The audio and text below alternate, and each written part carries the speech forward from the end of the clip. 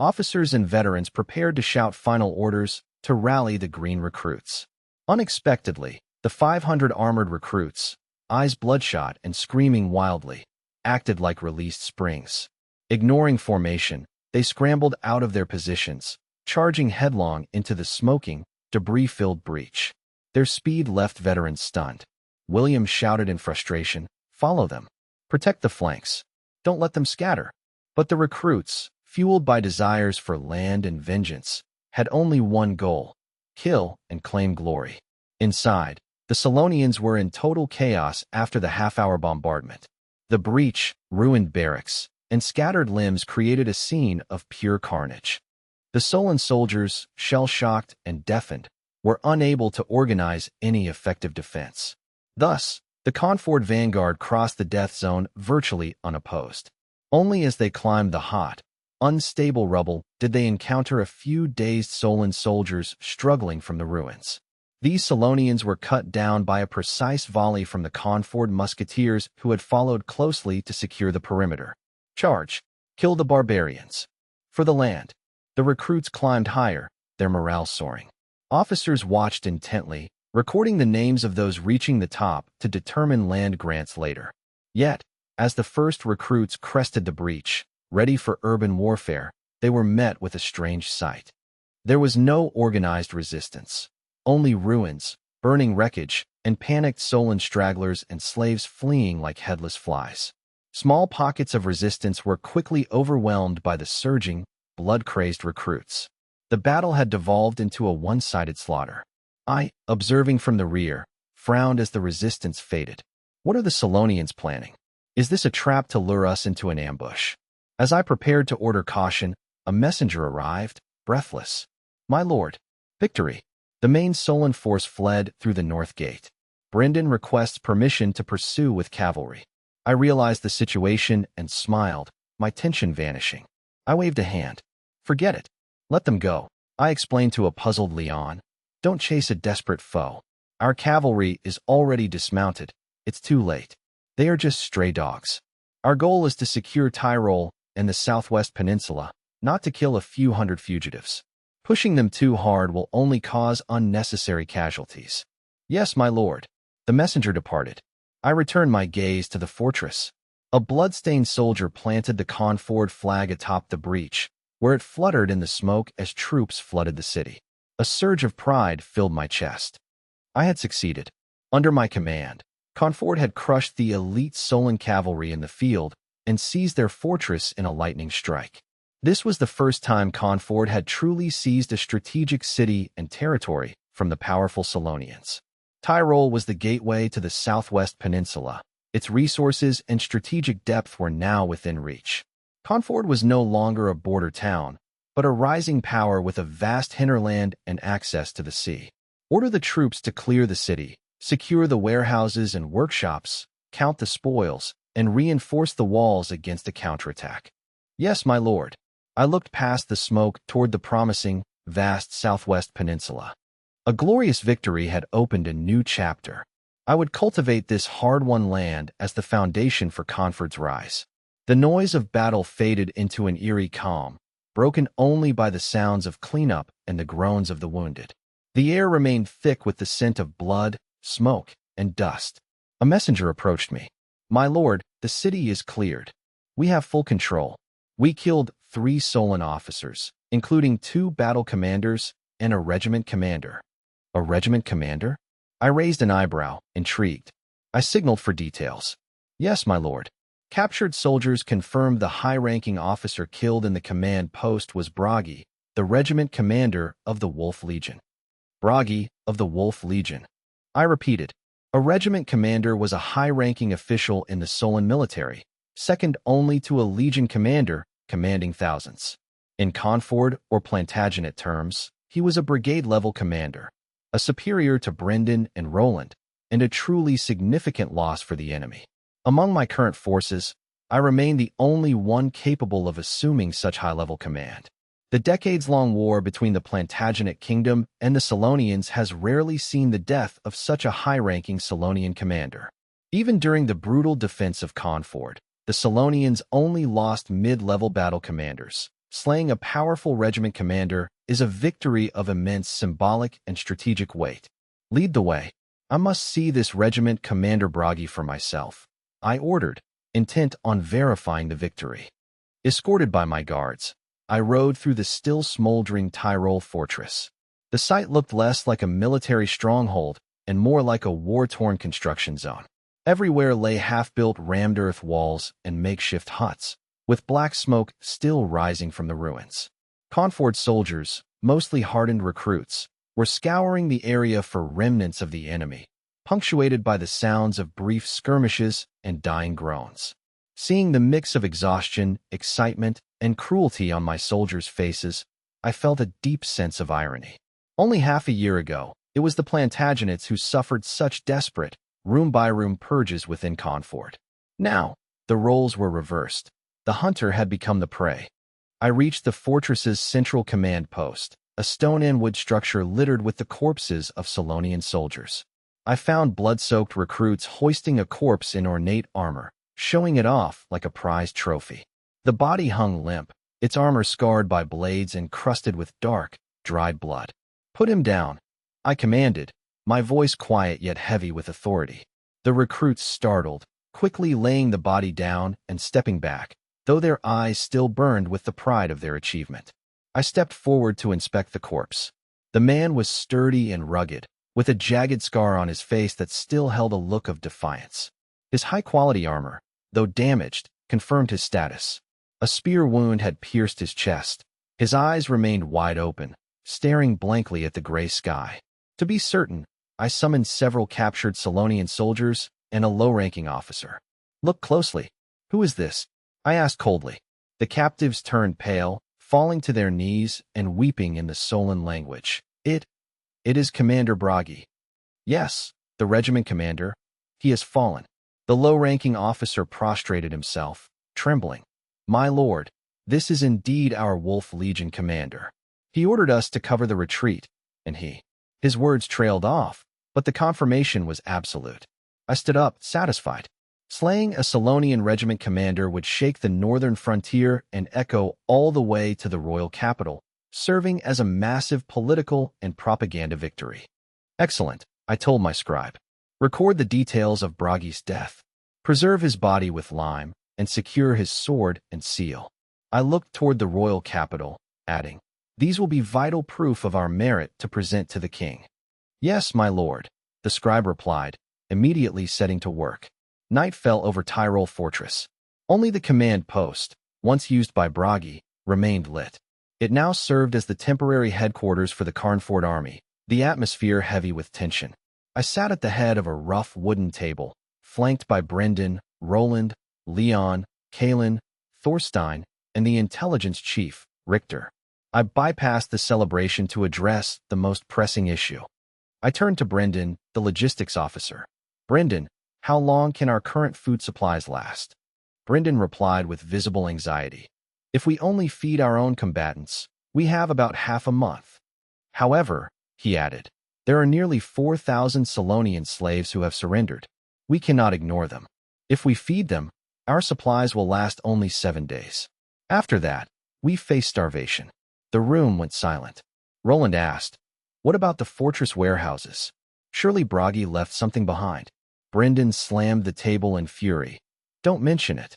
That bastard Bragi burned the entire grain store before he died. We only salvaged charred grains and beans. It's inedible. He left us a disaster." Roland cursed, and the room filled with resentment toward Bragi's scorched earth tactics. I raised a hand, my expression calm despite the coldness in my eyes. Bragi's move was indeed lethal. "Calm yourselves," I said, my voice steady. "The crisis is urgent, but not unsolvable. We have captured many horses. We can slaughter some for food. More importantly, the road to Conford is open." I issued my orders. "Leon, take a team of elite light cavalry and ride for Conford immediately. Inform Edgar of the situation. He must mobilize every vehicle and beast of burden to transport all available grain from Conford to Tyrol at once. Also, have him contact the Grim Caravan in my name. Buy all their grain at a premium. Tell them the Lord's Manor will reward them handsomely for this victory." "Yes, my lord." I will select the men and deliver the message personally. Leon stood and departed. I turned back to the map, pointing at Tyrol. Food is a short-term crisis. Our long-term concern is the defense of this fortress. We have driven a nail into Harold's side. He will not tolerate this for long. Once he settles the situation at the Iron Islands, he will surely launch a massive counterattack to retake this place. How do we respond? I laid out the dilemma. Our forces are limited. If we garrison Tyrol, Confort becomes vulnerable to raids. But if we abandon Tyrol, this hard-won victory is wasted. We are in a difficult position. The meeting fell silent. Balancing the defense of Confort and Tyrol with limited forces was a daunting strategic puzzle. Richter broke the silence with a calm suggestion. Perhaps we should seek external aid to share the burden. He looked at me. Could we request Count Rochefort to send a France City detachment to garrison Tyrol? The proposal caught everyone off guard. Richter reasoned that France City had ample troops to spare a few thousand men. Tyrol guards the throat of the southwest peninsula. By garrisoning it, France City pushes its defensive perimeter north, securing its own borders. This is a mutually beneficial strategic partnership, not a one-sided plea.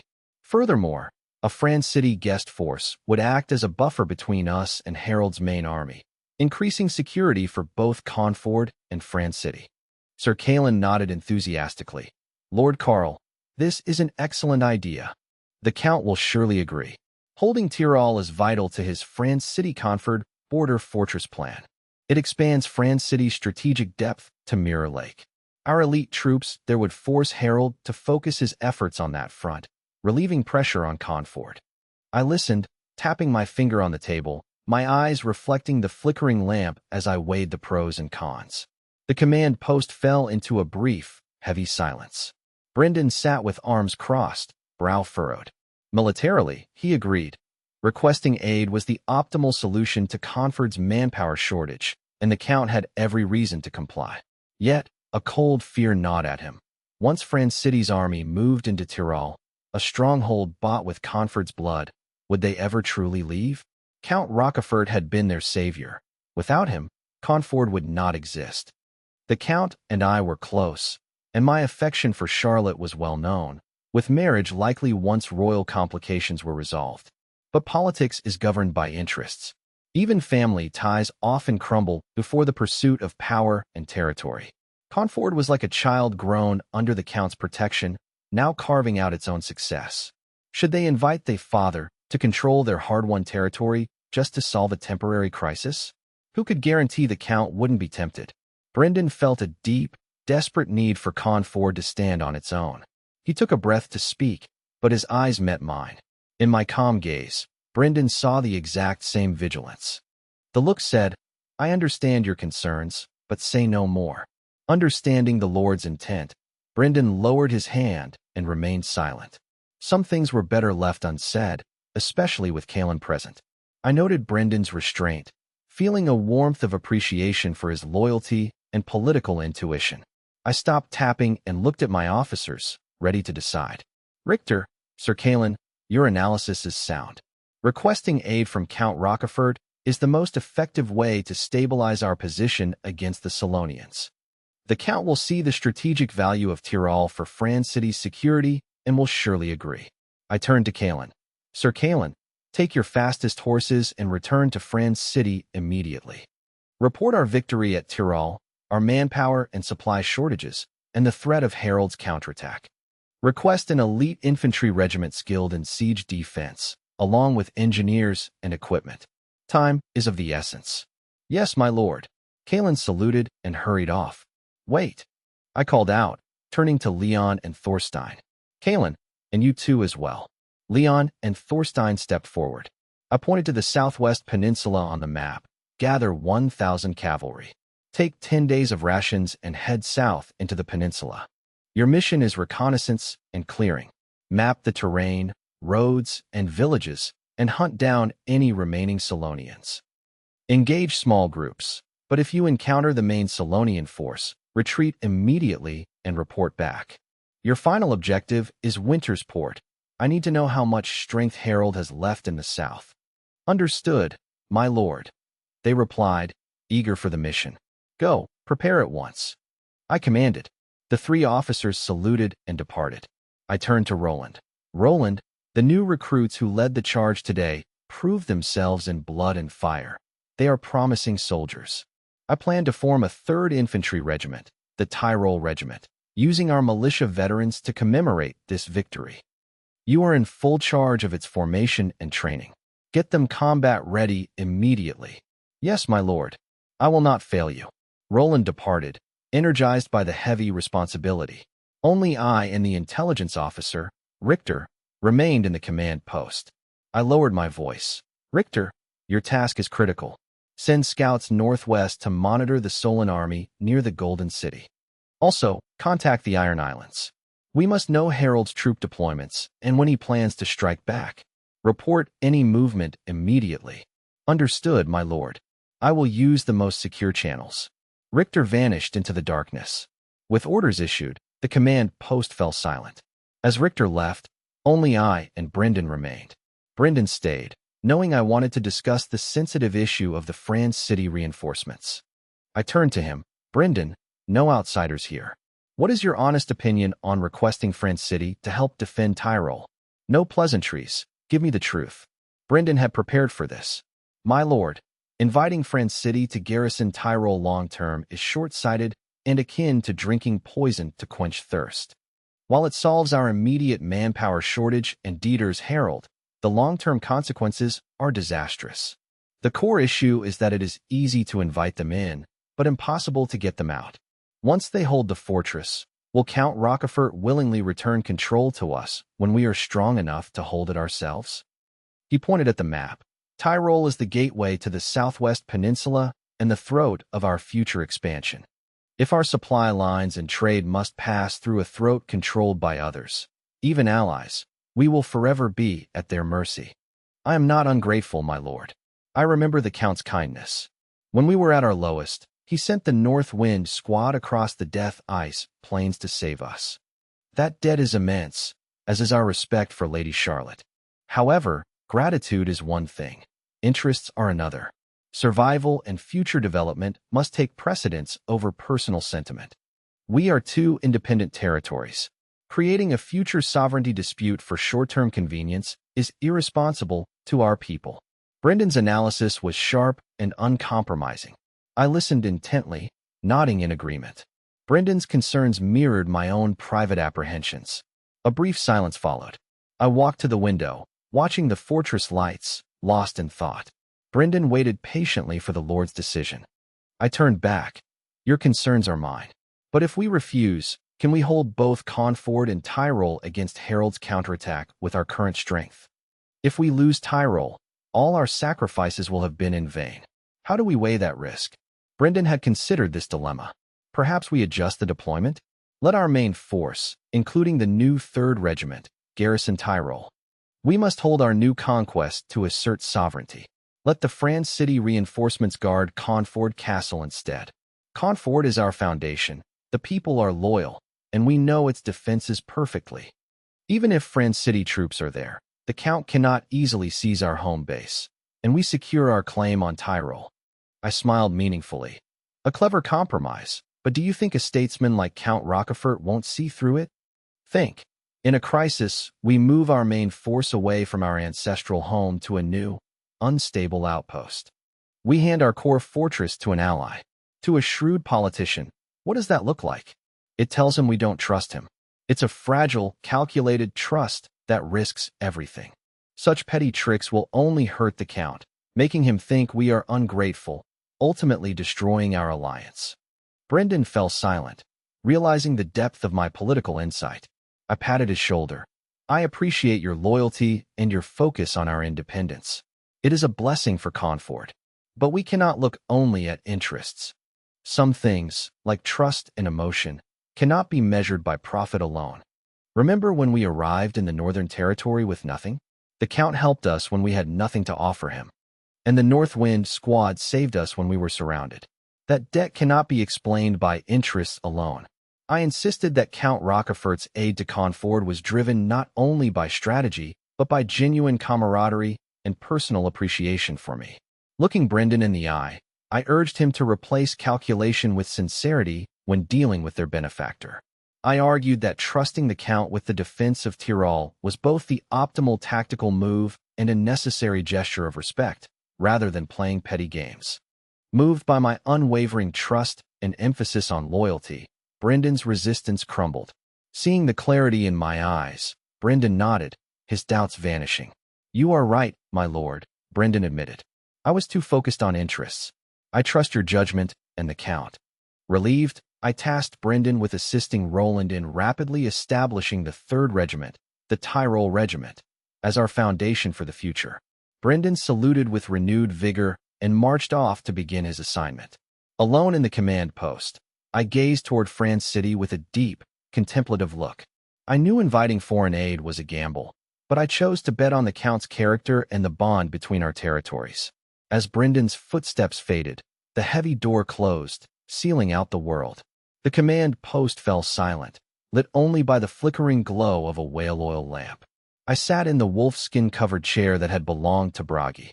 The seat felt cold and hard, still carrying the lingering scent of its former owner's desperation. I inhaled the complex air, a mix of gunpowder, blood, damp wood, and the faint, musky odor of Solonians. A profound sense of exhaustion and world-weariness washed over me. I realized I had become a stranger to myself. A year ago, as a newcomer to this world, I would have accepted the Count's aid with naive, unreserved gratitude. I would have viewed the Count as a selfless, reliable mentor. But a year of war, death, and political maneuvering had tempered my mind like iron in a furnace. Though only a year older, I felt I had aged a decade. I no longer trusted appearances, habitually weighing the hidden costs behind every act of kindness. Interest had become the cold key I used to unlock the truth behind every relationship. I recalled my past life, where wealthy bosses often showered naive young people with gifts. Was it kindness? No, it was usually a transaction for youth and admiration. The naive often realized too late that they were merely being used until their value was exhausted. Was Count Rockefeller's support for Conford truly about paternal care, or was it merely a strategic investment? Conford served as an ideal buffer, absorbing the brunt of the Solonian threat to protect France City. Previously, a weak Conford was a perfect, obedient puppet state. But things had changed. Conford had survived a massive siege and successfully conquered Tyrol, proving its own military might. The cub I had fostered was growing claws, showing signs of outgrowing its leash. Would the Count still support me, or would he now feel threatened? Did the Count prefer a loyal dog, or fear a tiger that might challenge his dominance in the Northern Territory? Was this request for aid a test? Would showing weakness invite exploitation, or would showing suspicion invite a rift? Could today's favor become tomorrow's leverage, or a catalyst for betrayal? These thoughts coiled like vipers in my heart. Politics had a cruel way of turning warmth into cold calculation. I sighed and shook my head, trying to banish the dark suspicions. I opened my eyes, my gaze hardening. I remembered the Count's warmth, the North Wind squad sacrifice, and Charlotte's trusting eyes. "No," I whispered. "I cannot let suspicion consume me. If I cannot trust those who helped me, this path is meaningless." My words to Brendan were not just for show. They were my own moral compass. The Count was a statesman, but not a machine. Our bond, reinforced by Charlotte, had to be real. I clenched my fist. I would choose trust until proven otherwise, refusing to extinguish my own humanity out of fear of shadows. I wanted to lead Conford to strength, but not at the cost of my soul.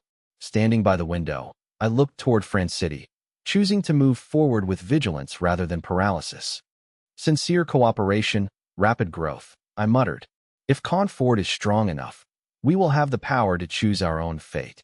It was idealistic, perhaps risky, but it was my line in the sand against becoming a slave to politics. The day's battles and the intense strategy session had left me utterly drained. After Brendan left, a wave of exhaustion hit me, making me yearn for sleep. I looked around the command post, intending to find a room to rest. Before I could move, a knock sounded at the door. A guard entered and reported, "My lord, Grim of the Grim Caravan is here to see you, having traveled all night from Conford."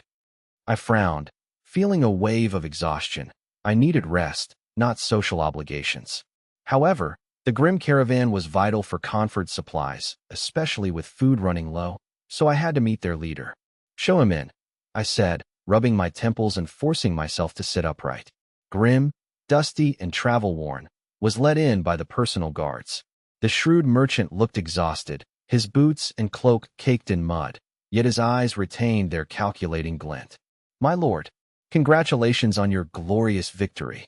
Forgive my late-night intrusion," Grim said, bowing with practiced, exaggerated deference. "I was transporting grain when I met your messenger. Upon hearing you'd taken Tyrol, I rushed ahead to congratulate you. My supply train is close behind. They will arrive by tomorrow morning at the latest." I felt a weight lift. The grain would solve my immediate crisis. "Mr. Grim, your timing is perfect. I will ensure you are paid a premium for this, not just market price, I promised." Grim waved his hands dismissively, feigning a noble expression. "My lord, you are fighting to liberate the northern frontier and protect the Plantagenet kingdom. It is our honor to support such a righteous cause. How could we accept payment? This grain, and all future supplies, are a free donation to the front lines." I smiled faintly, unimpressed by the theatrics. I knew merchants were driven by profit. Nothing was truly free. Grim was clearly betting on the Conford army's momentum after the capture of Tyrol. This donation was merely an early-stage investment. They were likely eyeing monopolies on furs, minerals, or land development rights in the Southwest Peninsula once it was secured. These long-term gains far outweighed the cost of the grain. "Your generosity is noted, Mr. Grim. I accept this gift on behalf of the army. We will need partners like you for the future of Tyrol," I replied politely. Sensing my fatigue, Grim decided to wrap things up. After a few more flattering remarks, he excused himself. "My lord, please rest. I will coordinate the logistics with Steward Edgar." I nodded, offering no further pleasantries. As Grim left, I sighed, rubbing my aching brow. Utilizing capital was a necessary evil for developing my territory.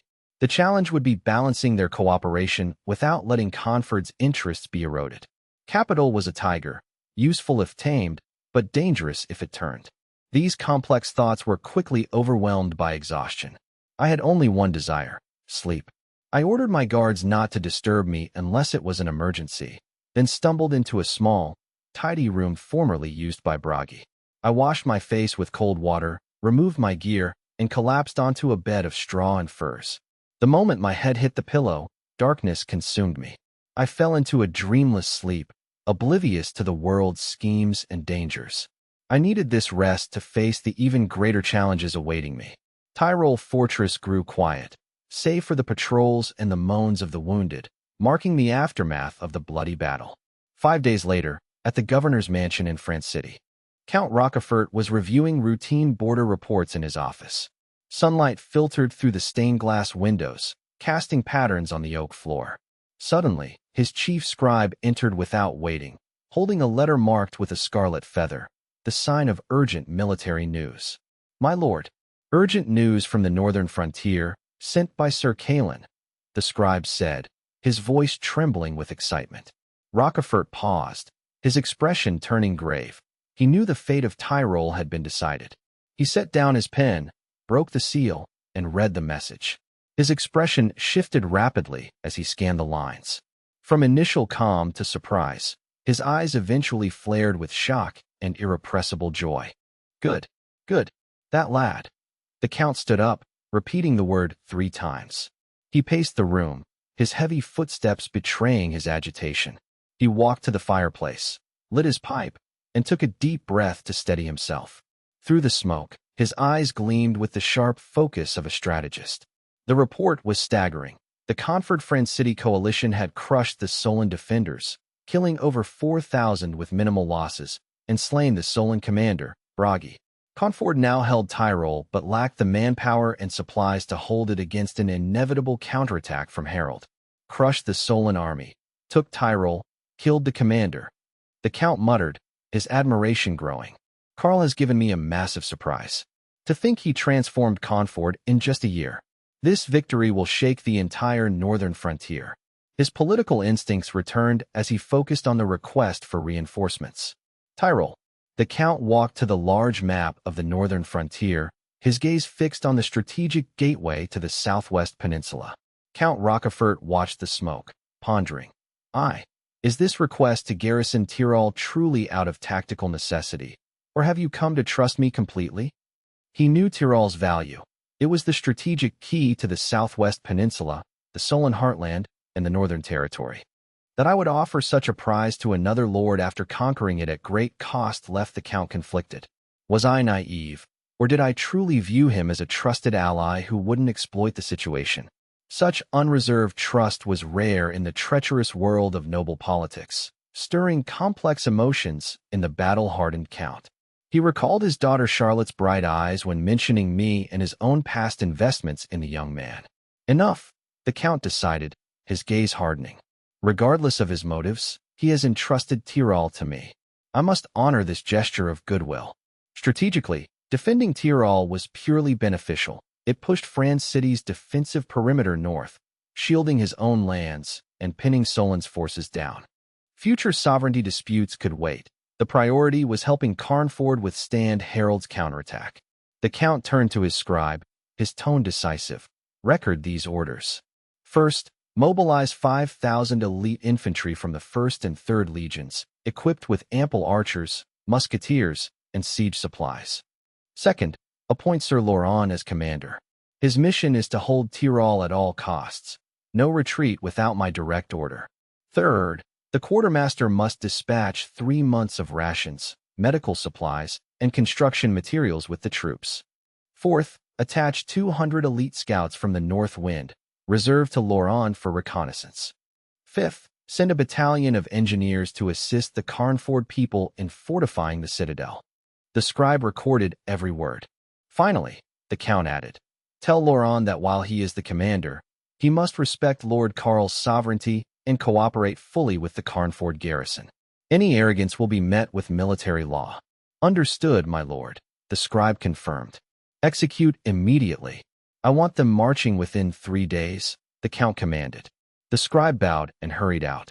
Alone, the Count returned to the map, his finger resting on Tyrol. Harold, how will you respond? He muttered, eyes gleaming with anticipation. Will Tyrol be a meat grinder for Solon, or the foundation of my rise? I look forward to it. In Carnford Castle, Princess Louise stood by the window, twisting the curtain tassels. The early summer sun illuminated the thriving outer city below. Her gaze shifted past the walls to the bustling construction sites. The 4th Tunbeo was rising, its earth walls and watchtowers taking shape. Nearby, the foundation for the 5th was marked, with freed slaves and refugees working under Maul's direction. Maul's team had become highly efficient, accelerating construction significantly. Below the castle, the new market district was teeming with life.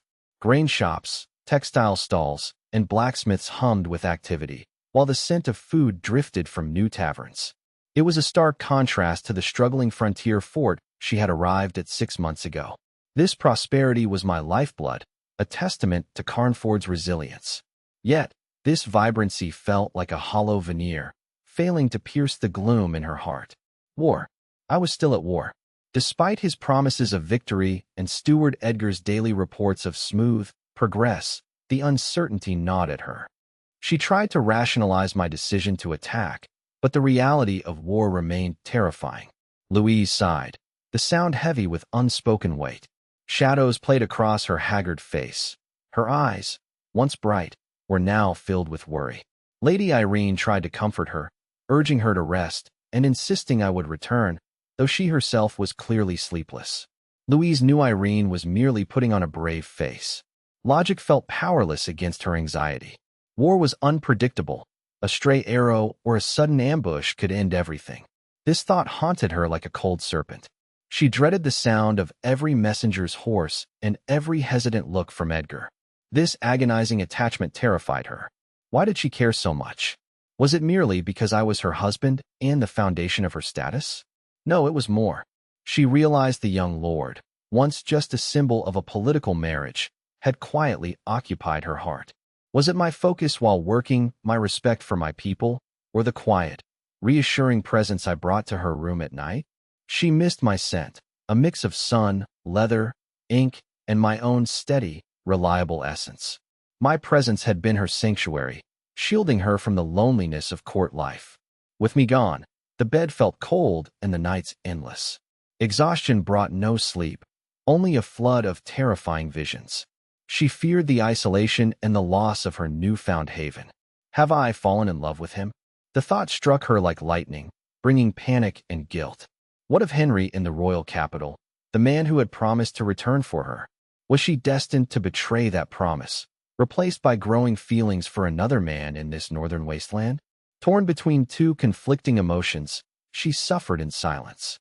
Louise was torn between guilt over past promises and a growing, fearful dependence on me.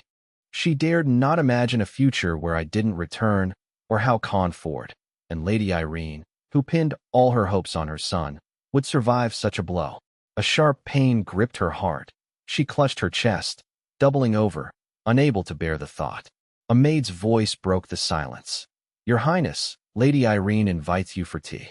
Louise snapped back to reality, inhaling deeply to mask her turmoil. She smoothed her dress, determined not to show her despair before Lady Irene, and headed for the door. Outside, the castle was vibrant, but Louise's heart remained tethered to the man in the distant northern frontier. This war was reshaping not just Conford's fate, but her own inner world. Louise pushed open the heavy oak door into the bright corridor. In the parlor, Lady Irene stood by a small table, carefully arranging tea and freshly baked fruit pastries. Turning at the sound of footsteps, Lady Irene offered a weary, gentle smile and a customary curtsy. "Your Highness," she said, her voice unusually hoarse. Louise hurried forward to steady her, replying softly, "Please, Lady Irene, no need for formalities between us." Seeing the dark circles under Irene's eyes, Louise felt a pang of sorrow. As they sat, Irene poured tea infused with frost needle grass and snow plum petals. "Try this, Your Highness, it should help you sleep." She pushed the cup toward Louise. "Thank you," Louise whispered, her trembling hands lifting the cup for a symbolic sip. The herbal tea tasted like nothing to her. Her mind was entirely on the northern frontier. Sensing Louise's distraction, Irene sighed inwardly. "Do not worry, Your Highness," Irene said, trying to sound calm. "I am capable and lucky. I will return safely." She spoke as much to herself as to Louise, fighting her own rising panic. Louise twisted her skirt, forcing a smile. "I believe him. He promised." She looked at Irene with concern. "You must take care of yourself, too. You've grown so thin." Irene shook her head, finding words inadequate against their shared dread. The two women, bound by their love for the same man, fell into a heavy silence. Only the steam from the tea rose in the quiet room, thick with unspoken fear. It was the profound anxiety of a mother and a wife, beyond the reach of comfort. Suddenly, rapid footsteps echoed in the hall. A young maid burst in, breathless and beaming, clutching a letter sealed with red wax. Alice, the head maid, frowned. "Insolence! How dare you interrupt the lady and the princess?" The maid ignored her, too excited to care. She thrust the letter at Alice, shouting, "It's a victory report. From the Lord at Tyrol. We won. A great victory." "What? Victory?" Irene and Louise bolted from their chairs, knocking over their teacups. They stared at the letter, their hearts pounding. Alice, stunned, handed the letter to Lady Irene. Irene tore the seal with trembling, clumsy fingers. She scanned my familiar handwriting. "Mother, Your Highness, we have crushed the Solon army outside Tyrol and captured the fortress. I am safe. Do not worry. I will return once the defenses are secured. Stay well." Irene read the lines 3 times to be sure. Looking up, tears streaming down her face, she cried out, "It's true. He won. He's safe. He's coming home." Upon hearing, "I am safe," Louise's tension shattered, and she wept openly. She leaned against the table, her face lighting up with a radiant, tearful smile of relief. "Oh, Lady Irene, thank goodness." She sobbed. Still needing confirmation, Irene asked, "Is the messenger here?" The maid nodded eagerly. "Yes, he's in the great hall, armor dusty but in high spirits." Irene grabbed Louise's cold hands, both women trembling with joy. "Thank the gods," Irene murmured, tears tracking through her smile lines. Louise nodded. The suffocating weight finally lifted from her chest. Exhaustion washed over her, but she was filled with light. I had won, I was safe, and I was returning. This realization was more soothing than any herbal remedy. Wiping her eyes, she looked toward the northern sky, feeling a newfound, serene anticipation. Meanwhile, in a secluded stone house on the Rockefort estate in Huenham, while I celebrated my victory, another life-changing event was unfolding. It was the expected time for Charlotte to give birth. The room was prepared, smelling of medicinal herbs, with hot water and supplies ready. Lady Isabella and Aunt Martha waited outside, their anxiety evident in their gripped hands and frequent glances at the door. Inside, Charlotte lay on the bed, her golden hair damp with sweat, her brow beaded with pain. Charlotte bit her lip, gripping the bedsheets as she endured wave after wave of labor pains. The doctor and experienced midwives surrounded her, calmly guiding her breathing and efforts. Perhaps due to her youth and regular exercise, Charlotte's labor was unexpectedly smooth. Without the agonizing ordeal often feared, Lady Isabella and Aunt Martha heard a loud, vigorous cry from the room after less than half an hour. "It's a boy. Mother and child are safe," a midwife announced joyfully. Lady Isabella and Aunt Martha felt their hearts settle, tears of relief pricking their eyes. Lady Isabella eagerly pushed open the door and entered. The room held a faint scent of blood, mingled with the unique, ethereal atmosphere of new life. Charlotte lay pale and drenched in sweat, yet her blue eyes shimmered with a mix of exhaustion, pain, and immense joy. The doctor carefully handed the cleaned, swaddled infant to Lady Isabella.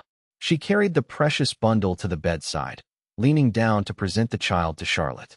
"Look, Charlotte, my dear, look at your son," Lady Isabella choked out. Charlotte lifted her heavy eyelids to gaze at the tiny, wrinkled, yet ruddy face. Sensing his mother's gaze, the infant stopped crying and opened his eyes, a pair of pure, sky-blue orbs inherited perfectly from her. His features faintly resembled mine, though softer and less hardened by the battlefield. Charlotte touched his cheek with a trembling finger, a surge of maternal love washing away her suffering. Tears mixed with sweat as she whispered, "He is so beautiful." Lady Isabella watched her daughter, feeling both heartache and relief. She placed the baby beside Charlotte. "Name him, Charlotte," she said softly. Charlotte studied her son's sleeping face. "Let's call him Klein." Lady Isabella mused on the name, which in the ancient Plantagenet tongue meant peaceful land. Charlotte's gaze turned distant. "Mother, I don't want him to live like his father, burdened by duty, endless fighting, and political schemes. I only want my Klein to grow up in peace, living a simple, happy life, far from dangerous vanity."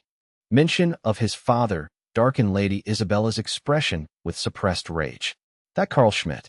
He was off in the northern frontier marrying a princess, while her daughter suffered alone in this remote estate, enduring pregnancy and childbirth without him. "Umph, that Carl," Lady Isabella scoffed. "He's likely too bewitched by that princess to remember you or the child." Charlotte's eyes dimmed, but she remained calm, shaking her head and silently stroking her son's hand. Seeing Charlotte's submissive nature only deepened Lady Isabella's heartache and frustration. She took a breath and declared firmly, "Charlotte, we will not decide Klein's surname yet." Charlotte looked up, confused. Lady Isabella's gaze was sharp. "He carries the blood of both the Schmidts and the Rockeforts. His name depends on his father's future actions. If I can stand tall, claim you, and fulfill my duties as a father and a man, then Klein may take my name, and we shall accept him as a son-in-law.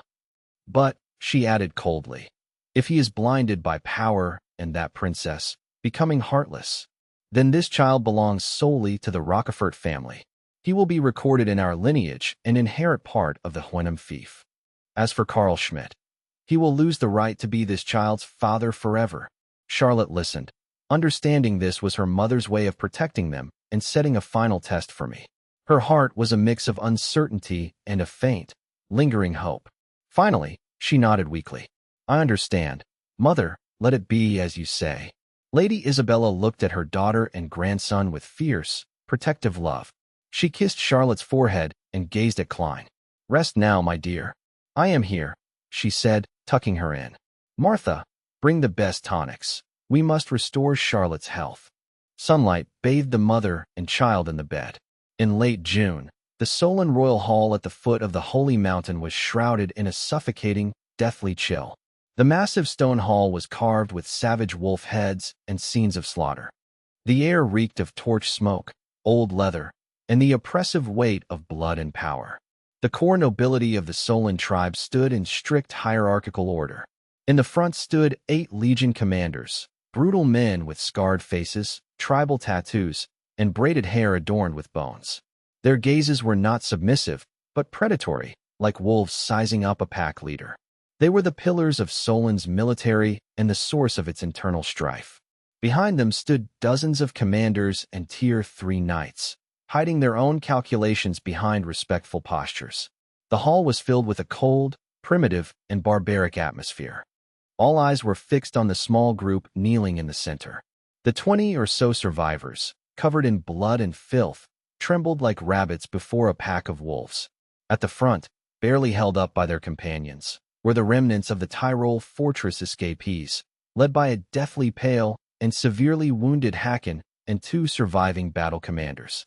The survivors reported the catastrophic news in trembling, tearful voices. The Confederate Friend City Coalition launched a surprise attack. Tyrol Fortress has fallen, and 3,000 garrison infantry were nearly wiped out. The Cavalry Legion lost 1,000 elites, with fewer than 500 escaping. Legion Commander Bragi is confirmed dead. Over 5,000 reinforcements from France City now occupy the ruins. Silence. Absolute silence. The crackle of torches and the wind outside seemed to vanish. The Solon nobles stood frozen, their faces expressionless, yet their eyes roiled with shock, disbelief, fury, and a subtle, scrutinizing doubt toward the man on the throne. Harold sat motionless as a statue on his massive stone throne, draped in snow-bare fur. One hand rested on the armrest, the other held a golden cup of murky ale, perfectly still. His weather-beaten face betrayed no emotion, but his deep-set eyes, like frozen pools, stared down at the kneeling survivors as if to freeze their very souls. No one dared breathe. All felt the terrifying storm brewing beneath his calm exterior. Internally, Harold was far more shaken than he appeared. Bragi's death and the loss of Tyrol were like red-hot branding irons against his heart. Bragi, a soul of the Wolf Legion and a loyal, fierce commander under Harold's brother Sven, was known for his ruthless discipline and fearlessness. That such a veteran could be crushed by a border upstart in less than 2 years, suffering a near-total annihilation, was an unprecedented disgrace in Solon's history of war against the Plantagenet kingdom. This was not just a military defeat, it was a heavy blow to Harold's authority. He knew the Solon tribal alliance was rife with internal factions and contradictions. His position as great chieftain relied on his image as a great conqueror who brought wealth and slaves, alongside his recent iron-fisted reforms to centralize power. Victory was the foundation of this stability. The disaster at Tyrol was a bucket of ice water, extinguishing the tribal leader's greed for southern spoils. More importantly, it shattered his aura of invincibility. Leaders like Ulf of the Sparrow Legion, already dissatisfied with his reforms, were likely gloating and plotting to use this failure to block his centralization efforts. Prestige damaged, Harold assessed coldly. He could already imagine the commanders plotting against him. His gaze swept over Haken, the Skarn tribe representative and deputy of the Cavalry Legion, kneeling like a stray dog. He survived while Bragi died, a subtle detail. Did Bragi sacrifice himself, or was there something else? Harold wouldn't jump to conclusions, but the seed of suspicion was planted. The Skarn tribe had been restless lately. Harold needed to weigh this carefully. The silence deepened, the pressure nearly breaking the kneeling survivors. Finally, Harold moved. He slowly raised the golden cup to his lips, then paused halfway. He didn't look at the wine, but fixed his icy gaze on the survivors, his voice calm, yet heavy with crushing weight. Speak. How did the Conford army break Tyrol? How did Bragi die? I want every detail. His extreme calm was more terrifying than any roar. The survivors shuddered, bowing their heads lower. The nobles straightened, the air thick with the phantom scent of blood. Hacken, kneeling on the cold floor, trembled with intense fear, feeling as if he were in an ice cave. Facing the great chieftain's suffocating gaze, he forced himself to speak. It was my arrogance. I deserved death, Hacken said hoarsely. After arriving at Tyrol, I judged Conford's cavalry to be weak, incapable of matching our Solon Iron Riders in the field. So, I decided to lead a scouting party to crush their vanguard and shatter their morale. He swallowed, his face pale. But I never expected. The Conford army had France City cavalry, heavily armored, elite cavalry. Their plate armor was thick, their lances long, their horses armored. We were too deep to retreat, so we engaged, and then... And you were crushed? Dominic, commander of the Cavalry Legion, interrupted with furious indignation. Even with France City's help, could our Skarn warriors, the fiercest eagles of the plains, not break them? Where was your courage? Hacken shook, crying out, Commander, it wasn't cowardice. Their cavalry was too strong. The best of France City. Their equipment, training, and coordination were far beyond ours.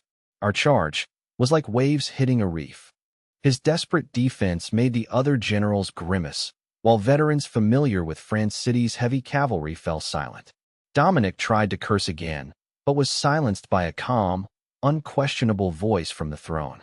Dominic, Harold said, his voice steady. The restless commander fell silent. Harold glanced at Dominic, who lowered his head. The great chieftain's intent was clear. He needed intelligence, not pointless blame. Sensing the shift, Hacken continued, suppressing his fear. We retreated into Tyrol, and Bragi tried to hold the fortress, but we discovered the Conford army carried a massive number of cannons. Cannons? Harold's gaze sharpened, leaning forward. What kind? The heavy Plantagenet copper guns that take minutes to reload. Harold knew the traditional Plantagenet cannons. Powerful, but slow and immobile, useful only for sieges. No, great chieftain. Hacken shook his head, terrified. They have two types. One is long-barreled, but the rate of fire is astonishing. Faster than a volley of skilled archers. I saw it myself. When our warriors charged in dense formation, their shells fell like hail. Solid shot pierced through men, and explosive shells tore through our ranks instantly. He gasped. And there is something worse. A small cannon, under 50 pounds, no carriage. They just drive iron spikes into the ground to fix it. It sounds like a roar from hell. It doesn't fire solid shot, but canister shot. At close range, one blast is like a gale sweeping through wheat. It turns dozens of our warriors into bloody sieves. We couldn't stop it. Hacken's chaotic but vivid description outlined the terrifying power of Conford's fast-firing cannons and the lethal canister-firing mortars. The hall erupted. Even Dominic looked on in utter shock. Cannons faster than bows. Lightweight guns that could slaughter entire units? This completely overturned their understanding of artillery. Damn it! Asgier roared, stepping forward, his face twisted in fury. He glared at Hacken, then at me at the end of the line. I don't get it. How is that Conford brat's brain wired? Last time it was those hellish Molotov cocktails. Now these fast cannons and small cannons? Why does he get all these devilish toys? Are our Solon warriors only meant to use swords and spears? Harold glared at Klaus, a middle-aged former Plantagenet weaponsmith now serving as the Solon workshop chief. Klaus, Asgier roared, spitting in rage. You claim to know weapons. What are these fast-firing cannons and small guns that mow down dozens? Are you holding out on us? Klaus knelt, trembling. Commander Asgier, based on Hacken's description, those fast-firing weapons are likely falconets, similar to those used by the Plantagenet army. They use a chamber system, preloaded barrels that swap out quickly, Klaus explained, desperate to save himself. That is exactly what I modeled for you. Asgier lunged forward and struck Klaus across the face with a heavy, resounding slap. Lies, Asgier bellowed. I saw your pathetic creations myself. They have no range and hit like a girl's punch. The breeches leaked gas and nearly scorched my gunners. How could such trash defeat Bragi's 3,000 men? Klaus collapsed, his face swelling, ears ringing, and vision blurring. He scrambled back to his knees, weeping. I did my best, Commander.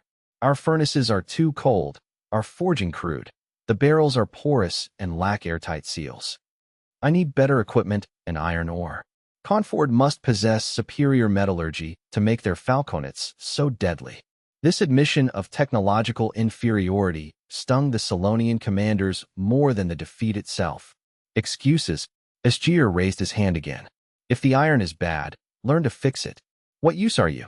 Before the blow landed, a firm hand gripped Asgir's wrist. It was Sven, who had been watching silently. Asgir struggled, but Sven's grip was like iron. Sven didn't look at him, merely gesturing toward the throne with a warning gaze.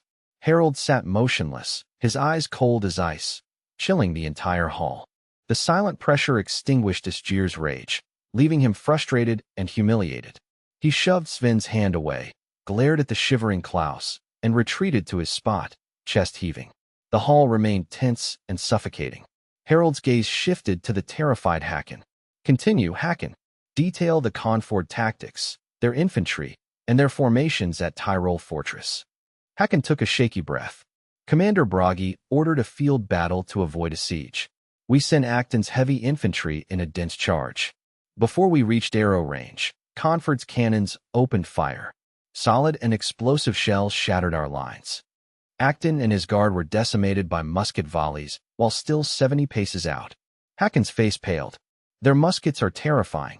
They pierce our best chainmail at distance.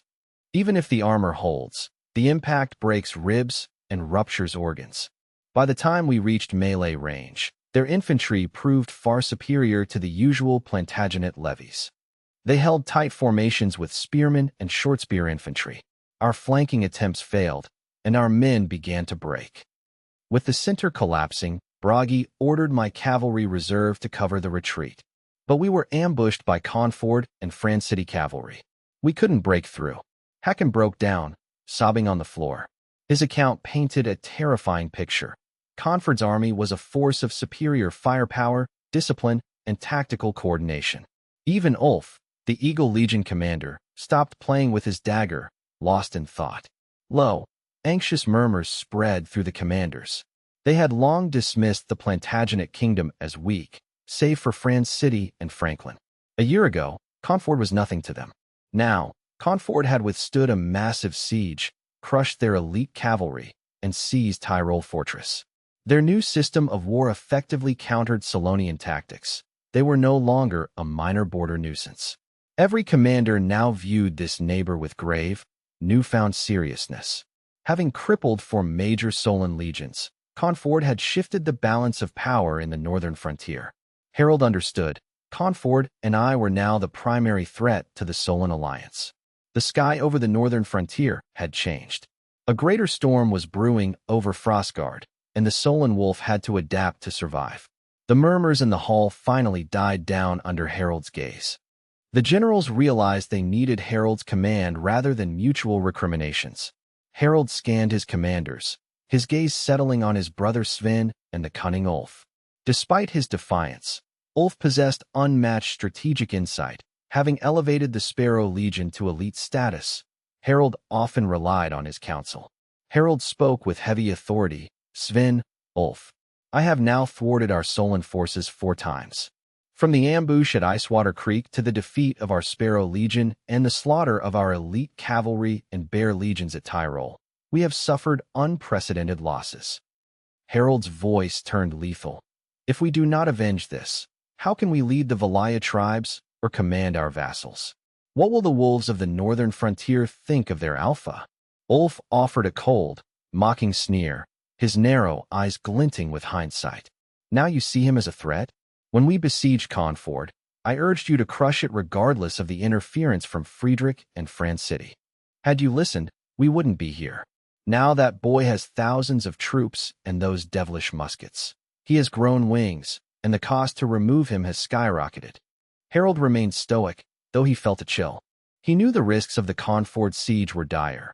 With Friedrich and City attacking his flanks, retreat was the only way to save his army and himself.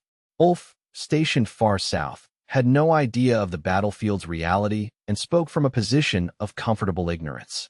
Knowing unity was paramount, Harold suppressed his irritation. Ulf is right. Circumstances and that boy's luck caused us to miss our chance, allowing the threat to fester. By blaming luck, Harold maintained his authority while agreeing. Confort is a cancer we must excise before it grows further. Sven, ever pragmatic, broke the silence. The question is how?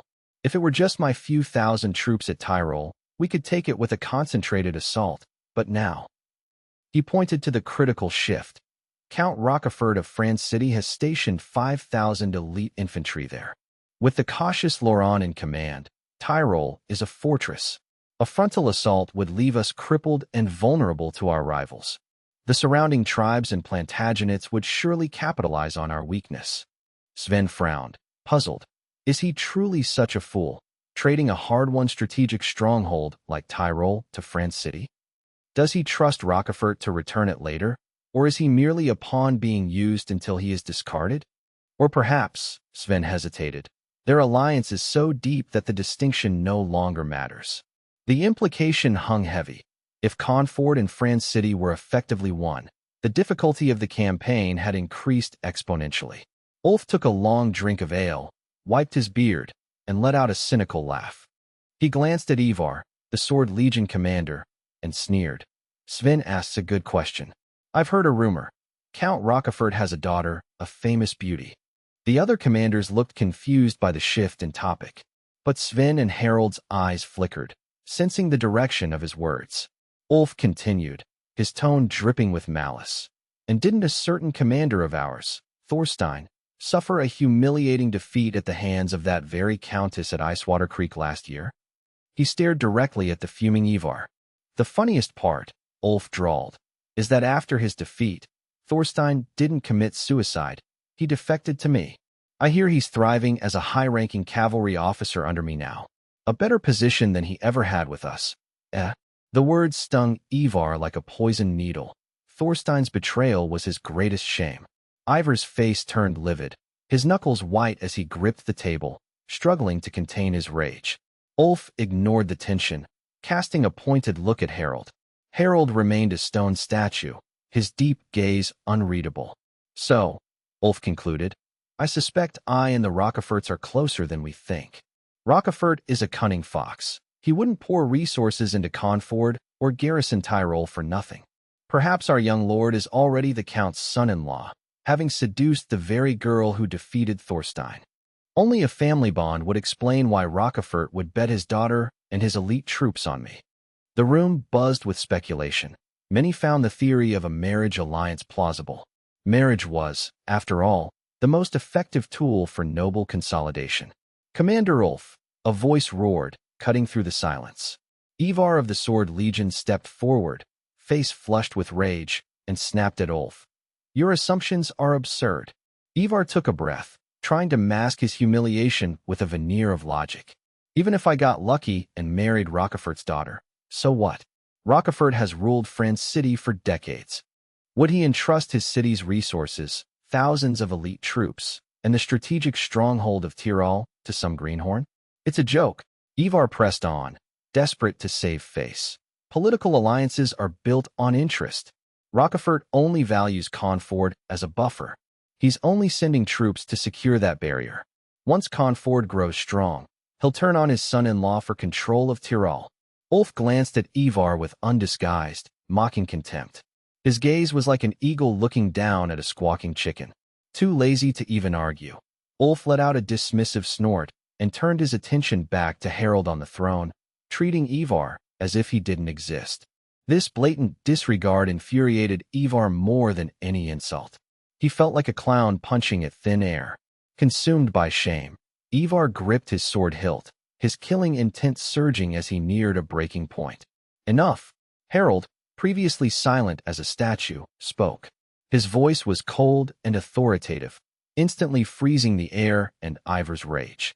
Harold swept his gaze over the trembling Ivar and the smirking Ulf, ending the dispute. I have no ties to Rochefort's daughter, Harold stated calmly. My wife is Princess Louise, the only daughter of Heinrich XI of the Plantagenet kingdom. What? A Plantagenet princess? How is that possible? The hall erupted in shock. A frontier baron marrying a princess was unheard of. Harold gestured for silence and revealed the deeper truth. 6 months ago, a coup occurred in the Plantagenet capital. King Heinrich XI died mysteriously, and Queen Katerina installed her young son, Sigmund. Princess Louise was exiled to the northern frontier and married to me to eliminate her as a rival for the throne. The Solon commanders, seasoned in tribal politics, immediately grasped the implications. Ulf stroked his beard, eyes gleaming. I heard rumors of the king's death. Queen Katarina is clearly no saint. I suppose I was wrong about Rockefort and Ivor's judgment, Ulf added, his tone dripping with insincere mockery. Ivor's face darkened. He gripped his sword until his knuckles turned white, but he dared not defy Harold. Sven stepped in to steer the conversation back to strategy. Regardless of my background, our priority is Tyrol and the upcoming autumn raid. Tyrol is held by 5,000 elite troops under Laurent. A direct assault would draw in Rockefort's main force. A prolonged war of attrition in the barren lands of Conford would be a Pyrrhic victory at best. Sven continued, autumn is coming. Usually, we raid the Plantagenet heartlands for winter supplies, but the situation has changed. He traced a line on the map. Rockefort is building the Francairnford fortress chained. Once completed, this line will turn Conford into a permanent forward bastion blocking our southern path. The commanders' faces turned grim at the realization. We would face Conford's frontline resistance while France City's elites strike our flanks and rear, Sven warned. Our traditional foraging raids will become impossible. Our survival is being squeezed. Sven's words hit hard. Raiding was the lifeblood of the Solon tribe's economy and morale. Silence filled the hall as the weight of this strategic crisis set in. This was no longer just about Tyrol. The rise of Conford threatened the very existence of the Solon tribe. All eyes turned to the man on the throne. They waited for Harold's decision. Tyrol was a fortress, the supply lines were threatened, and the autumn raid was at risk. To everyone's surprise, Harold smiled, looking calm and composed. The commanders were baffled by his reaction. I am well aware of the difficulties, Harold said, his voice steady and confident.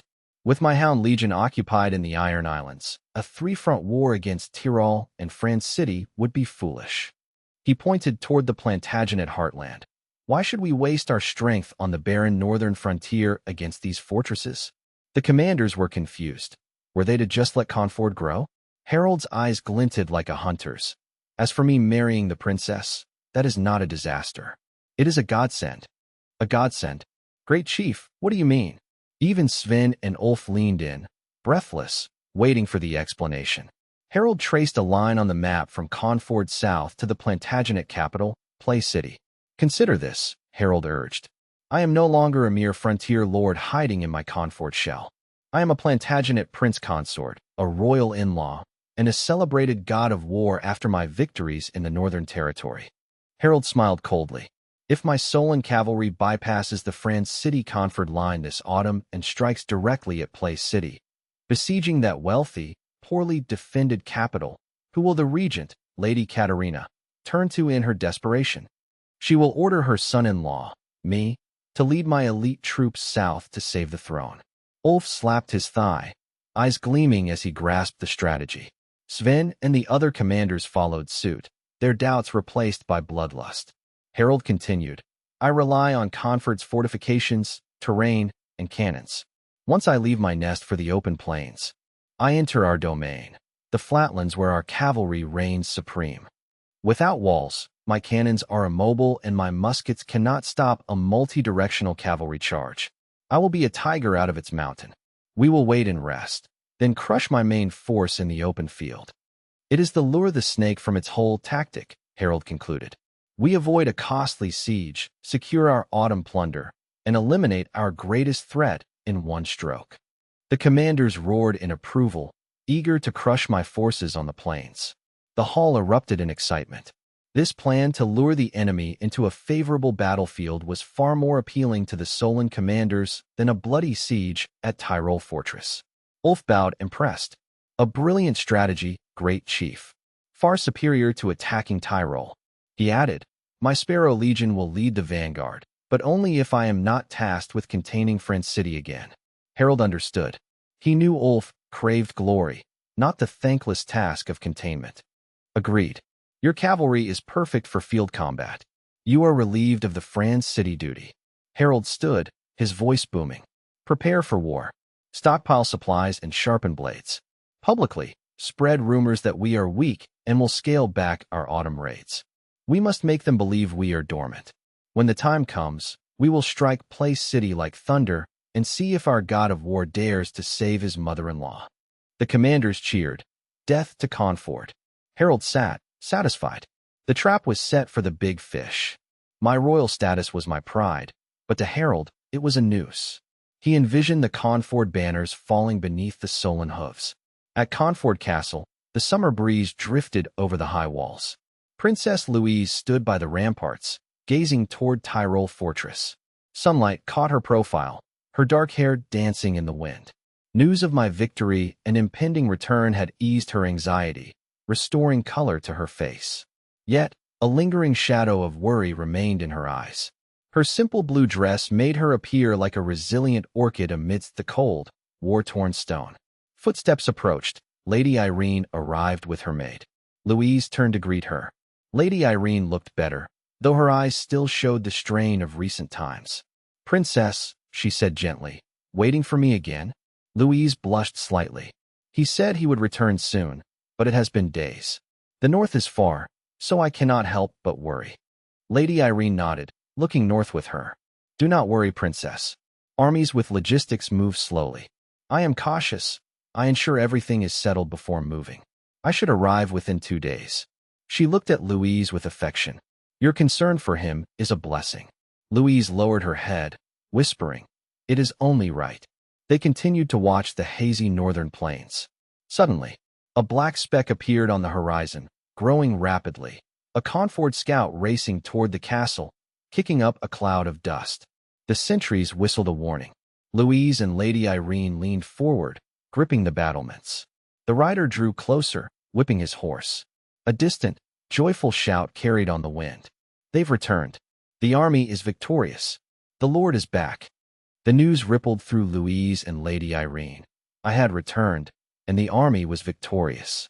Louise and Lady Irene exchanged looks of pure relief and joy, their long-held anxiety instantly replaced by overwhelming excitement.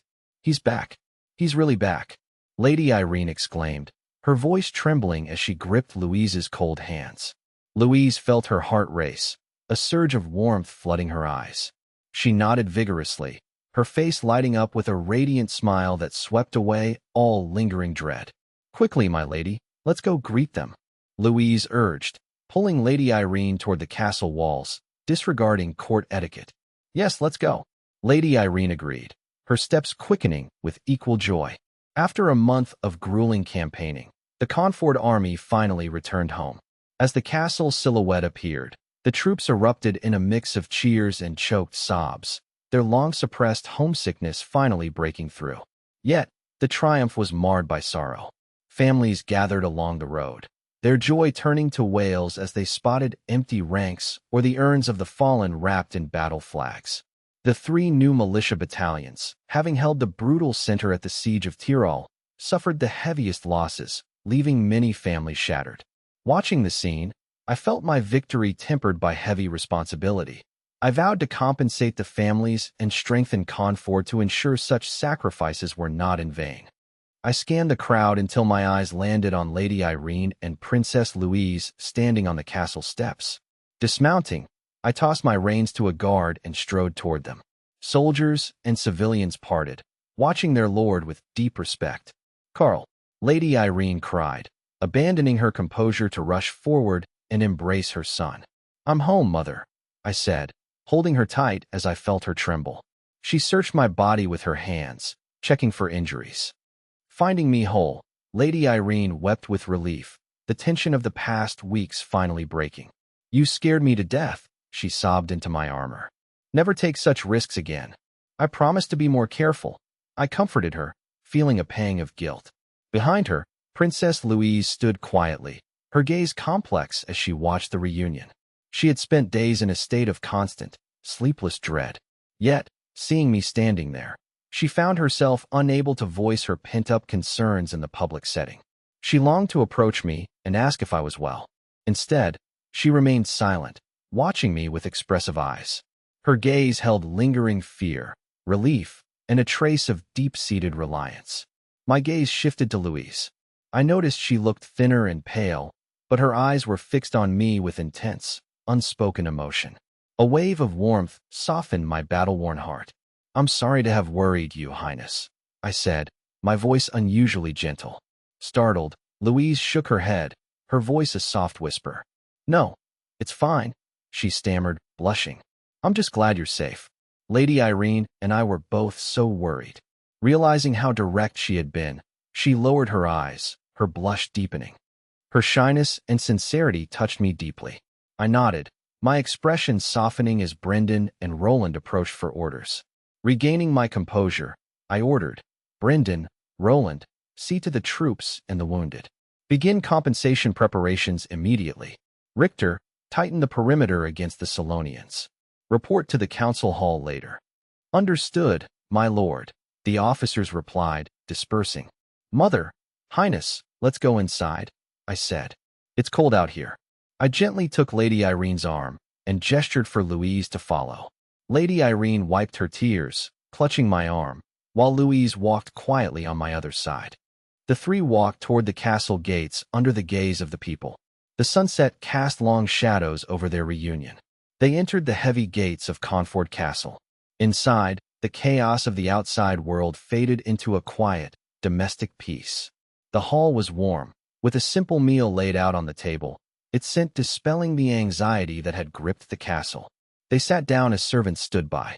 Surrounded by family, my tense nerves finally began to unwind. "Eat something? You must be exhausted," Lady Irene said, her eyes still searching me for any sign of harm. "Mother, I can manage," I said, accepting the bread. The warmth of home felt long lost, yet deeply comforting. I ate obediently, knowing it was the only way to put my mother's mind at ease. During the meal, Lady Irene finally asked, her voice trembling with lingering fear, "Carl, were you truly safe at Tyrol? I heard the fighting was brutal." I set down my spoon and smiled reassuringly. "Don't worry, Mother. As commander, I stayed in the rear to oversee the strategy. I was never in any real danger, and I promised to remain cautious in the future." I spoke with conviction, omitting the harrowing moments when my command flag was nearly overrun. There was no benefit in burdening my family with the cruel truth. Yet, Lady Irene's maternal intuition remained unsettled. She sighed, her tone firm. "Swords have no eyes and arrows are hard to dodge. You must increase your elite guard, and keep your command post as far from the front as possible. Do you hear me?" Touched by her insistence, I nodded solemnly. "I understand, Mother. I will be more careful and keep my distance from the front lines." Princess Louise, who had been listening quietly, hesitated before asking, "With the army back, won't Tyrol be left defenseless? Could the Solonians launch a counterattack?" Her question was soft but hit the mark, revealing a keen, unexpected grasp of military affairs. I looked at her in surprise. I hadn't expected the delicate, court-raised princess to concern herself with such tactical matters. In my mind, Louise was elegant and melancholic, seemingly far removed from the iron realities of war. Sensing my gaze, Louise turned away, her cheeks flushing as if she feared she had asked something foolish. Realizing my reaction had been misinterpreted, I softened my tone. "Your Highness, your concern is valid, but I have already made arrangements for Tyrol's defense." Before withdrawing, I requested aid from Count Rochefort of France City. He has sent Sir Laurent with 5,000 elite infantry to garrison the fortress. With Sir Laurent and France City's troops there, the Solonians won't dare attack. If they do, they will surely suffer a crushing defeat. Relieved, Louise nodded. "I see. With France City's army there, it is indeed secure." She seemed to exhale, her expression shifting to one of newfound composure. Lady Irene, though unfamiliar with the political nuances, was comforted by the presence of the France City army. "Count Rochefort is truly magnanimous. With their help, we can rest easy. You did well to ask for allies, Carl." I smiled as my family relaxed, though my mind remained active.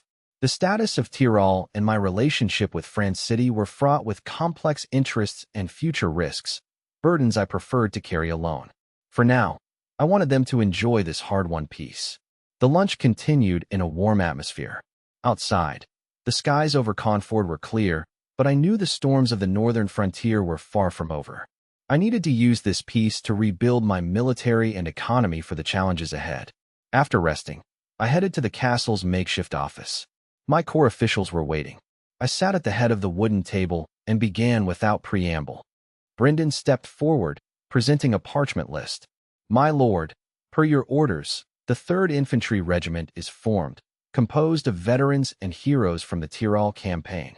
We have dubbed it the Tyrol Regiment to honor the victory. Here is the list of officer promotions for your approval. I scanned the list, which detailed candidates from sergeant to colonel. My eyes lingered on the name for the regimental commander, Miller. Miller, I murmured, recalling my history. A former platoon leader who rose to battalion commander through bravery at Conford and decisive leadership during the Tyrol campaign, where his battalion broke the Solonian left flank. He was courageous, reliable, and a loyal follower from the start. Miller is the right choice for the 3rd Regiment, I said, marking the list. Proceed with the reorganization and training. Coordinate with Edgar for equipment distribution. Yes, my lord, Brendan replied, looking relieved.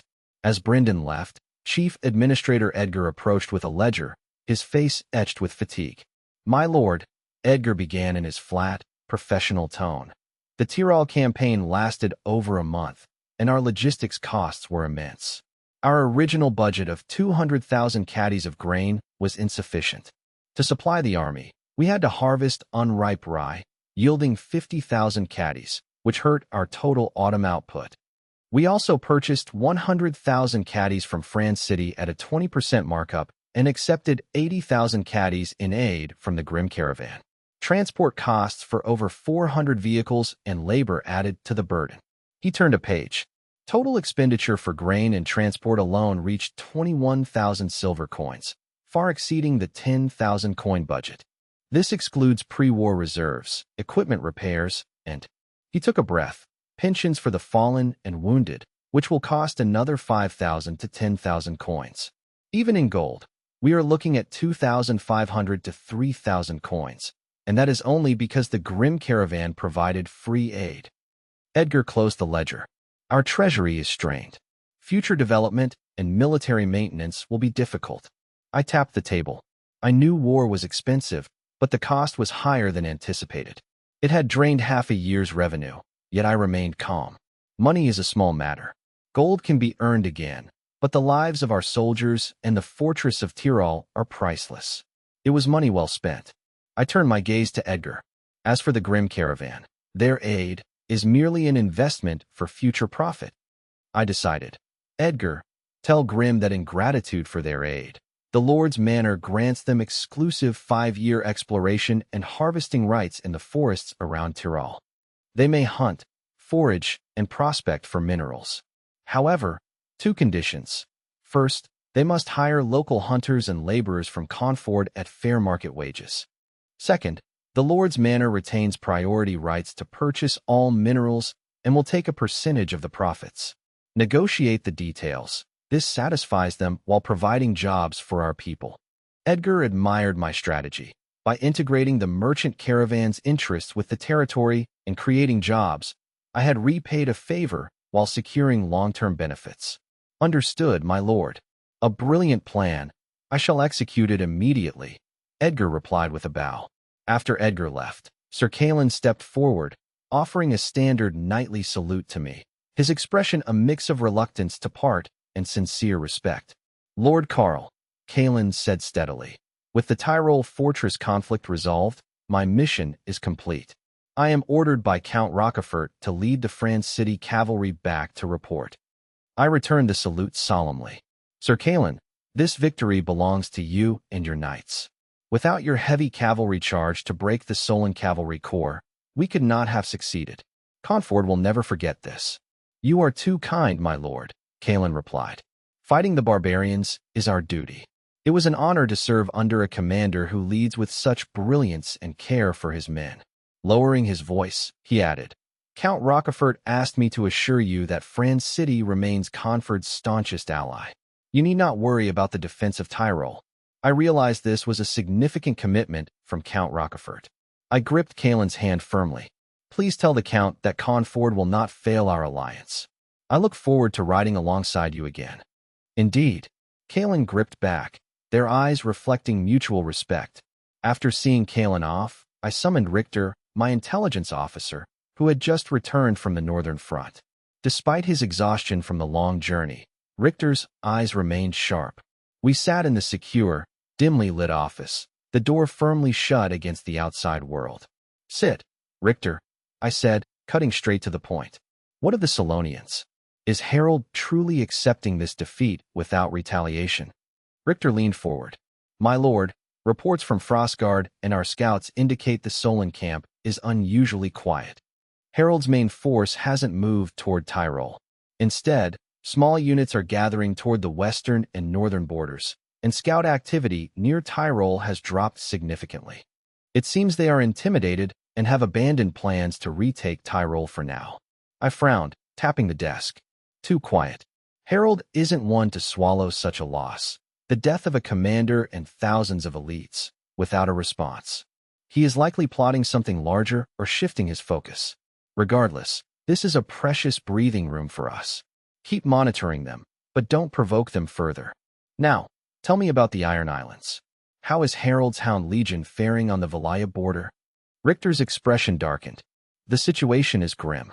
The Hound Legion, composed of mountain-dwelling tribesmen, is perfectly suited for the rugged terrain of the Valaya border. He pointed to the map, circling the coastal mountains. They are advancing rapidly and ruthlessly. The local guerrilla forces, despite their knowledge of the terrain, have been decimated by the Hound Legion's superior numbers and brutal tactics. They employ a scorched earth policy, burning villages suspected of aiding guerrillas, killing or enslaving the inhabitants. Our intelligence network there has been destroyed. Our scouts have been forced to retreat to the Iron Islands proper. The Solonians have reclaimed all the coastal forts and ports the guerrillas held, effectively isolating the Iron Islands. What of the sea? I asked. Without Valaya's ships, how does Harold have a fleet? That is the problem, my lord, Richter replied. King Edwin of Valaya remains neutral, but Harold has used the shipwrights and slaves he captured from the Plantagenet kingdom last year. They have been building a landing fleet day and night for months. It is sufficient for troop transport. Over the past month, this new Solon fleet has clashed repeatedly with the remnants of the Iron Islands Navy.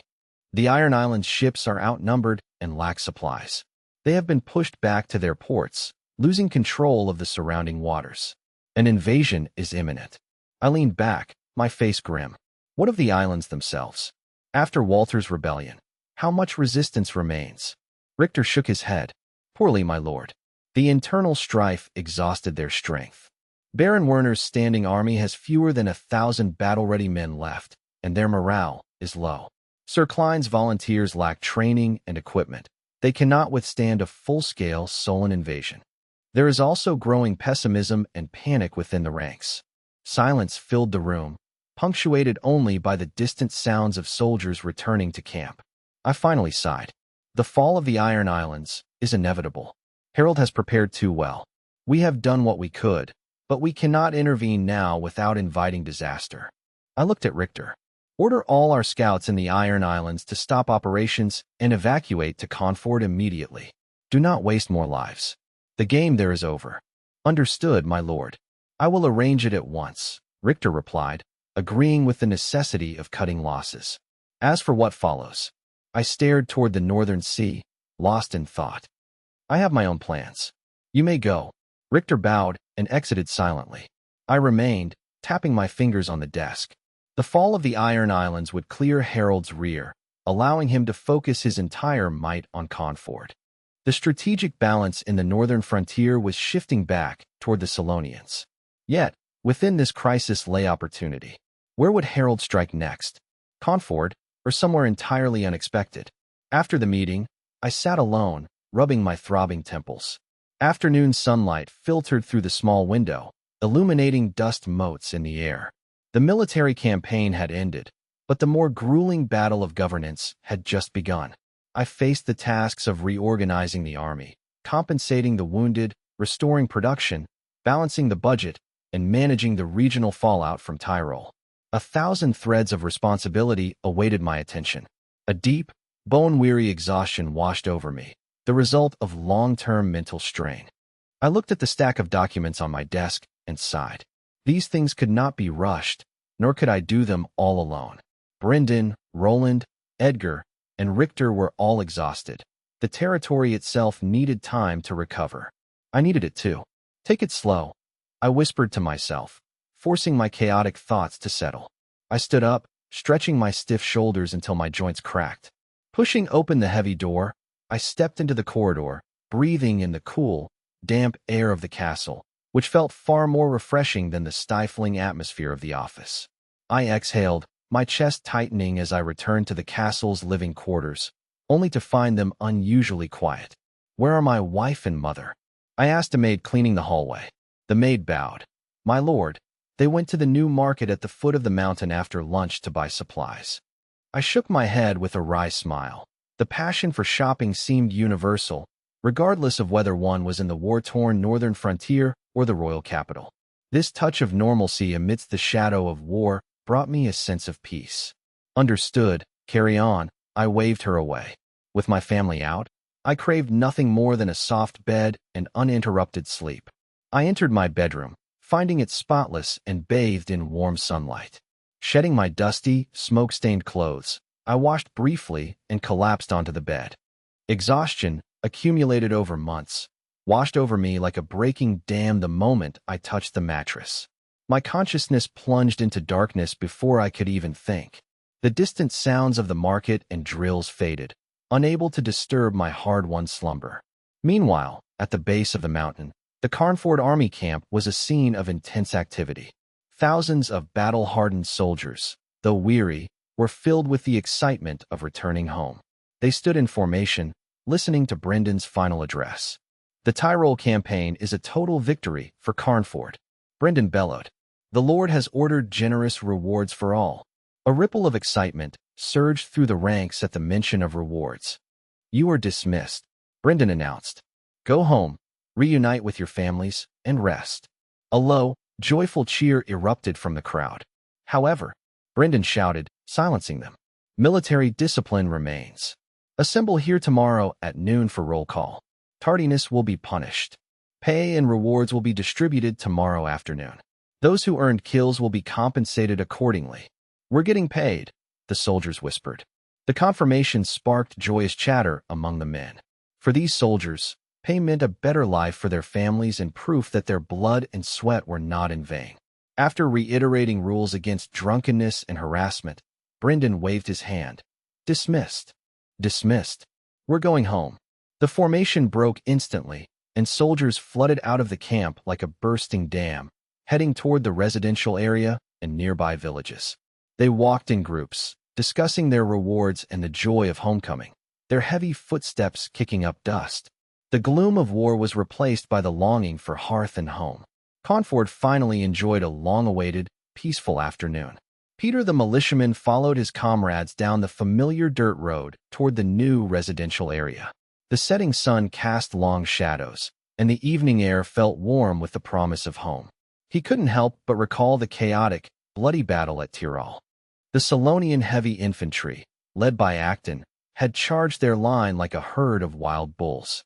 Standing in the third rank, Peter had heard the sickening crunch of bones and the screams of his comrades as they were struck by Solonian weapons. Terror had made his legs weak, and he could barely grip his spear. Fortunately, the veterans and combat soldiers in the front held the line, sparing him from the initial impact. As maces and axes whistled overhead, Peter remained miraculously unscathed. When the reserve force arrived and stabilized the line, Peter's fear turned into a surge of adrenaline, and he joined the countercharge. His memory of the fight was a blur of shouting, clashing metal, and dying groans. He thrust his spear blindly at any Solonian leather armor he saw. He didn't know how many he had killed, only that he felt exhausted and dazed when the fighting ended. He prayed he had killed at least 5, as that would earn him a military medal. He had seen officers wearing such shiny badges, and he longed for that prestige. More importantly, 5 kills meant 10 silver coins. The thought of the silver warmed his heart. His sister, Amina, had always wanted to raise sheep to help the family. His mother had always refused, citing lack of money and space. Tomorrow, with his pay, he would buy 2 lambs as a surprise for Amina. Peter smiled. his pace quickening as he imagined her delight. As he rounded the final bend, the familiar wooden and stone houses came into view. The scent of cooking fires filled the air as Peter scanned the area for his home. Suddenly, a familiar figure burst from a nearby gate, followed by an older woman. "Brother, it's brother. He's back." It was Amina. Her eyes lit up with joy as she sprinted toward him like a happy fawn. Seeing her and his mother, Peter's heart warmed, and he hurried to meet them. Amina slammed into his chest, clutching his dusty, blood-stained coat, her voice choked with tears of relief. "Brother, you're finally home. We were so worried. Are you hurt?" Peter stepped back as his younger sister Amina collided with him, then pulled her into a tight embrace, feeling both warmth and heartache at her trembling frame. Patting her back, Peter reassured her with a forced lightness. "I'm fine, Amina. Not a hair out of place, and we won the battle." Their mother approached, eyes red and lips trembling. She touched his face and arms, choking out, "You're back. You've lost weight. You're tanned. As long as you're unhurt." "I'm fine, Mom," Peter said, fighting back tears at her graying hair. "I even earned a reward. Tomorrow, I'll buy Amina a lamb." Amina looked up, her tear-streaked face breaking into a bright, proud smile. "Daniel already bought me 2 white lambs. And a brood of chicks and ducklings. They're in the yard." Peter stared, stunned. Amina chirped, "Yes. Daniel came back the day after you left with the Lord. He promised to look after Mom and me. He's been walking home from the shipyard every night, no matter how late. He leaves before dawn for work. He brought the animals on his day off to keep me company and help the family." Their mother added with a mix of relief and heartache, "That boy, he's suffered so much. The shipyard work is grueling, and the commute is so long. He's grown so thin." Though she had always relied on Peter, seeing Daniel's sudden maturity left her both proud and pained. Peter felt a complex mix of surprise and confusion.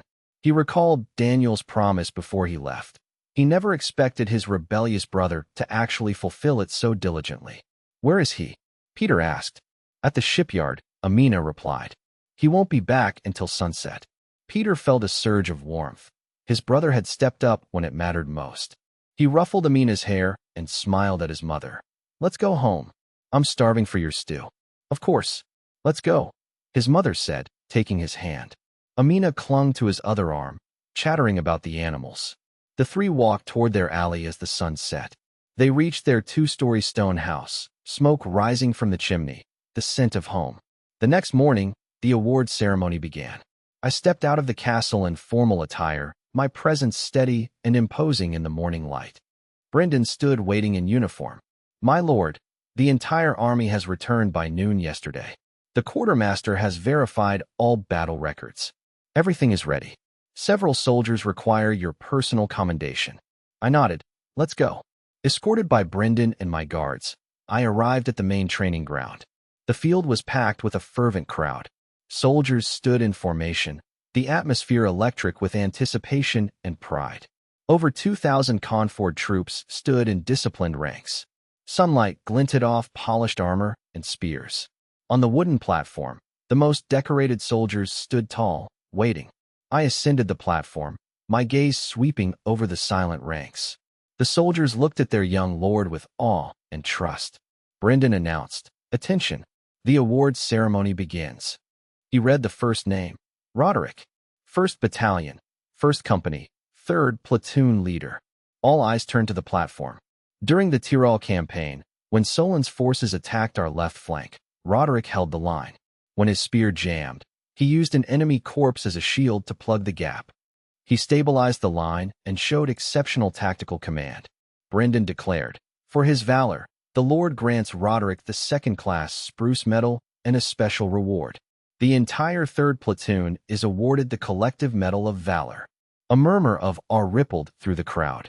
A scarred, rugged soldier stepped forward, chest heaving with pride as he faced me. An officer presented a tray with a bronze medal. I took the medal solemnly. I pinned it to Roderick's chest and straightened the ribbon. I stepped back and rendered a crisp military salute. Roderick returned the salute with trembling intensity. I smiled. "Roderick, I remember you. During last year's siege, a goblin knocked you off the wall. I killed it, or you wouldn't be here." Roderick was stunned that the Lord remembered a common soldier. Choked with emotion, he shouted, "Yes, my lord. You saved my life. I swear my loyalty to you and Conford until my last drop of blood." His sincere vow echoed across the field. I patted his shoulder, a silent acknowledgement. This interaction proved to the army that their lord valued every soldier's life. Roderick returned to his unit, his spruce metal shining in the sun. The awards ceremony continued, filling the training grounds with a solemn yet fervent atmosphere. Brendan stepped forward, reading from a merit roll. "Peter, 3rd Militia Battalion, 2nd Company, 1st Platoon." A lean, dark-skinned young man stood frozen, seemingly unaware he was being called. Only after a nudge from a veteran did he stumble out of the ranks, moving awkwardly. He kept his head down, nervously twisting his clothes, afraid to look at me or the officers. He had never seen anyone of higher rank than his local village head. Standing before such dignitaries, he found it hard to breathe. Brendan announced his deeds. Though a new recruit, Peter fought with great courage during the Tyrol campaign, standing firm against the enemy's main assault. He later joined the charge against the enemy's center and, as confirmed by his comrades, personally slew Acton, a battle commander of the Solon Wolf Legion. A gasp rippled through the crowd. A battle commander, a high-ranking officer, killed by a mere militiaman? Brendan continued, "For his excellence, by my decree, Peter is awarded the 2nd-class Melee Assault Medal and a special combat bonus. His entire platoon is awarded the Collective Assault Medal." All eyes fixed on the trembling young soldier. Peter's mind went blank. He vaguely recalled a snarling Solon officer with yellow teeth during the chaos. Terrified, he had simply thrust his spear forward. He hadn't known who he hit until officers later told him he'd killed a big shot. He didn't understand the rank, but he knew the bounty would buy many lambs for his sister, Amina. I took a sharp-edged melee assault medal from a tray. I approached the rigid, head-bowed Peter. I looked at the mud-stained, nervous youth with warmth rather than disdain. I understood the immense courage and luck required for a recruit to survive and achieve such a feat after pinning the medal. I stepped back and gave a standard military salute to the soldier. Peter remained dazed until comrades hissed, "Peter, salute." Return the salute. He jerked into a clumsy, stiff salute, his face turning bright red. I found the boy's honest panic both amusing and moving. "Peter, you did well," I encouraged. "Your bravery is a great credit to Conford. Wear this honor with pride." Yes, my lord. Thank you," Peter stammered, thinking only of the bounty. He stumbled back into the ranks, touching the cold, heavy metal as if in a dream. Thousands watched the scene. Veterans looked at Peter with complex expressions. They felt envy and awe, murmuring about his incredible luck and the legendary feat of killing a battle commander. I proceeded to decorate the remaining soldiers. They included flag bearers who held the line, scouts who cut off enemy retreats, and vanguard troops who fought through breaches. Each award was marked by Brendan's proclamations and my personal salutes. As the climax ended, I nodded to Brendan. Brendan announced, "The rest of the awards will be distributed by unit commanders at their respective stations. All hail our heroes. Hail! Hail!" The crowd erupted in cheers, proud to be part of such a glorious army. I scanned the excited faces, satisfied that my medal system was taking root. I knew this system was now firmly established. Soldiers polished their medals, wearing them with immense pride. These medals would soon command respect in the streets and taverns of Conford. They would even become tokens of status, highly attractive to potential suitors. Yet, my vision went further. For a lord, the value of these medals transcended mere social status. These small pieces of metal, cheap to produce, generated loyalty and morale worth 1,000 times their cost. It was a highly efficient, low-cost, high-return tool for governance. Of course, I knew honor alone was insufficient. Honor had to be tied to tangible rewards like silver, land, or promotions. I also remained vigilant against medal inflation. If medals were handed out like bread, they would lose their value and become a joke.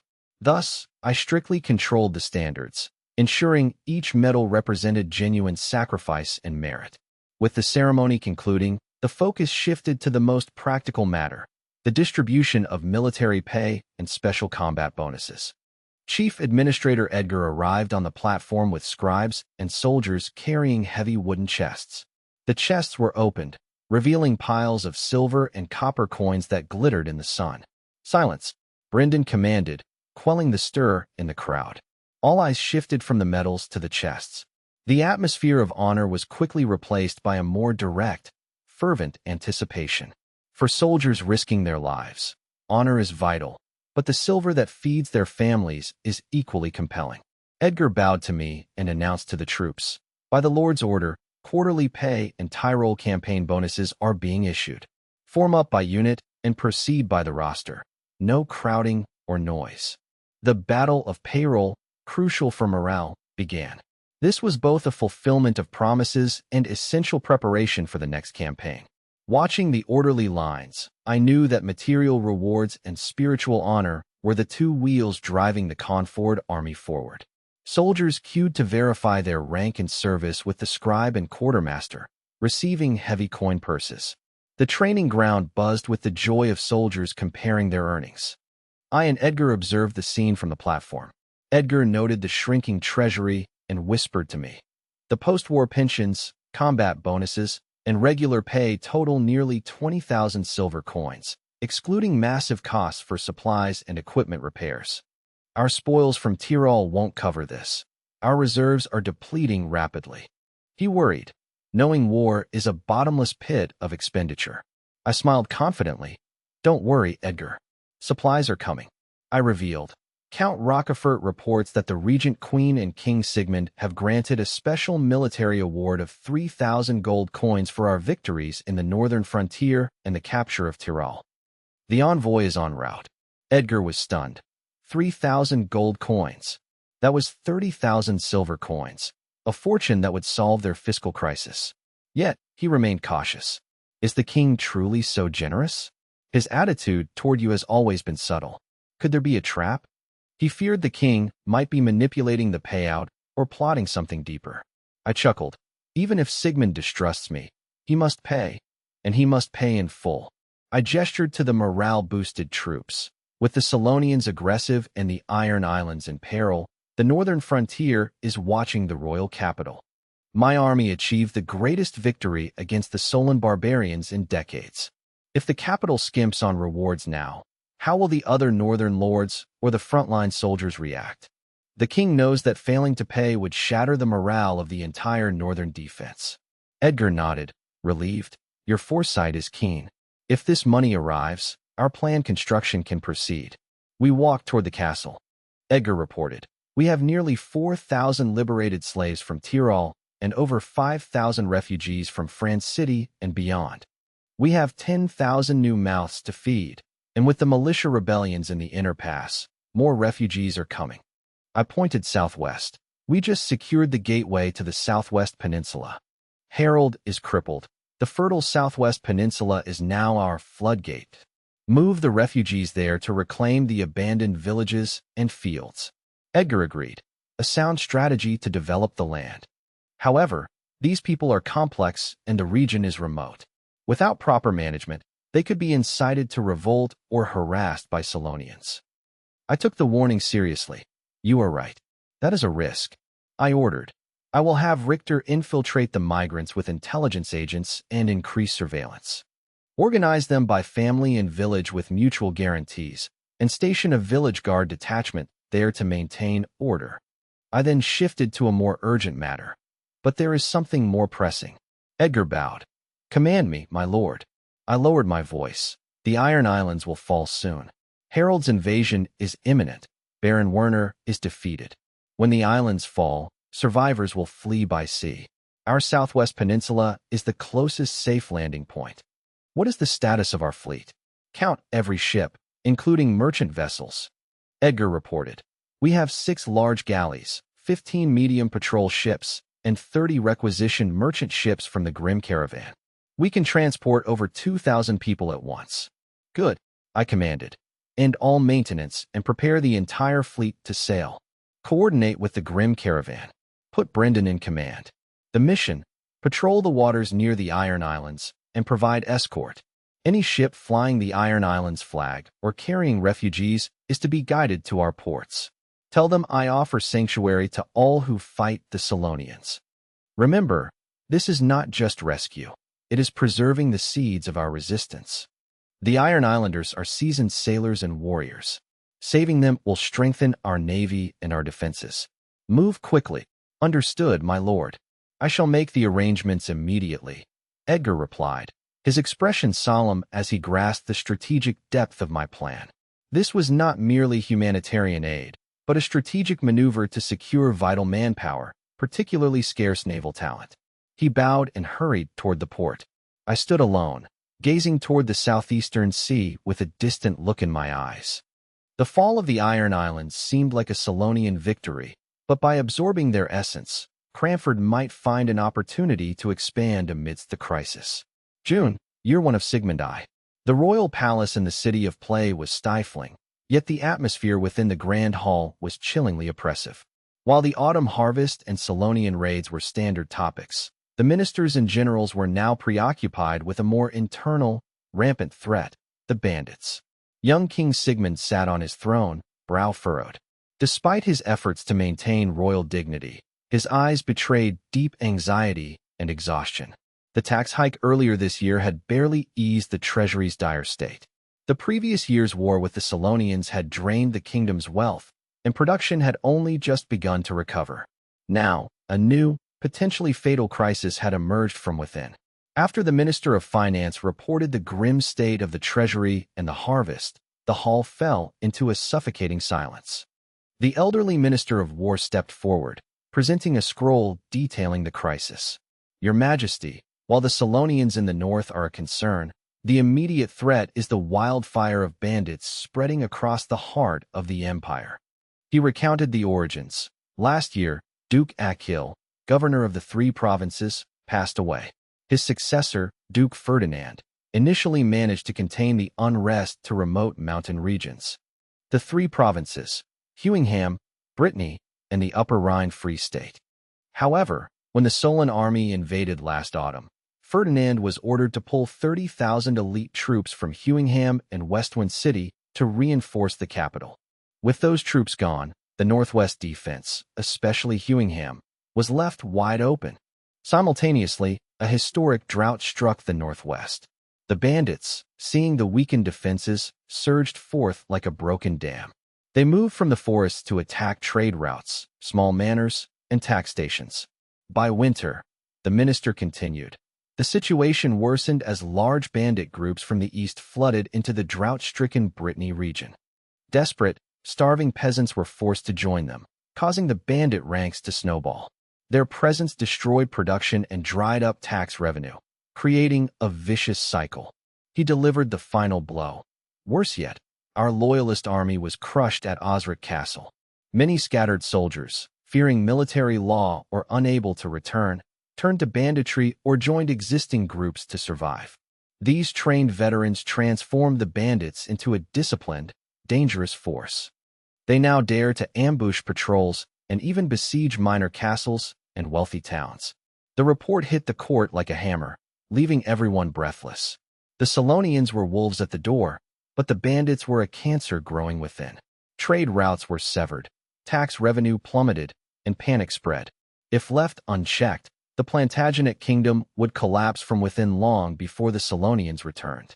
King Sigmund's grip on his throne tightened until his knuckles turned white. He felt powerless. Suppressing the bandits required money and soldiers he did not have. With the Solonians watching and lords preoccupied with their own interests, who would truly help the crown? Hearing that the bandits were now attacking castles, the young king's face drained of color, his eyes filled with helplessness. Instinctively, he glanced toward the bead curtain behind the throne. Behind it sat his mother, the Queen Mother Catherine, the true power behind the throne. Through the gaps, he saw her sharp, hawk-like eyes glaring at him, filled with warning and disdain for his lack of composure. Sigmund stiffened, turning back to face the court, his heart pounding with panic. The silence in the hall stretched on for an agonizing minute. Finally, a calm, authoritative female voice broke the stillness. It was Queen Mother Catherine. Duke Ferdinand's approach was perhaps well-intentioned, but has proven to be weak. He has failed to control the situation. He must be recalled. Her voice turned cold as ice. Bandits are bandits. By taking up arms against the kingdom, they are no longer our subjects, but traitors and a cancer that must be excised. They must be crushed with thunderous force. No mercy. Her gaze swept over the trembling ministers. Now, who among you is fit to replace Ferdinand as governor of the 3 provinces and lead the suppression? The hall fell into an even deeper, thicker silence. The ministers avoided her gaze, none willing to volunteer. The position of governor of the 3 provinces was powerful, overseeing Huingham, Brittany, and the Upper Rhine Free State. But everyone knew it was a poisoned chalice, a desperate mission in a time of ruin. The northwest defense line was too long, and the troops were far too few.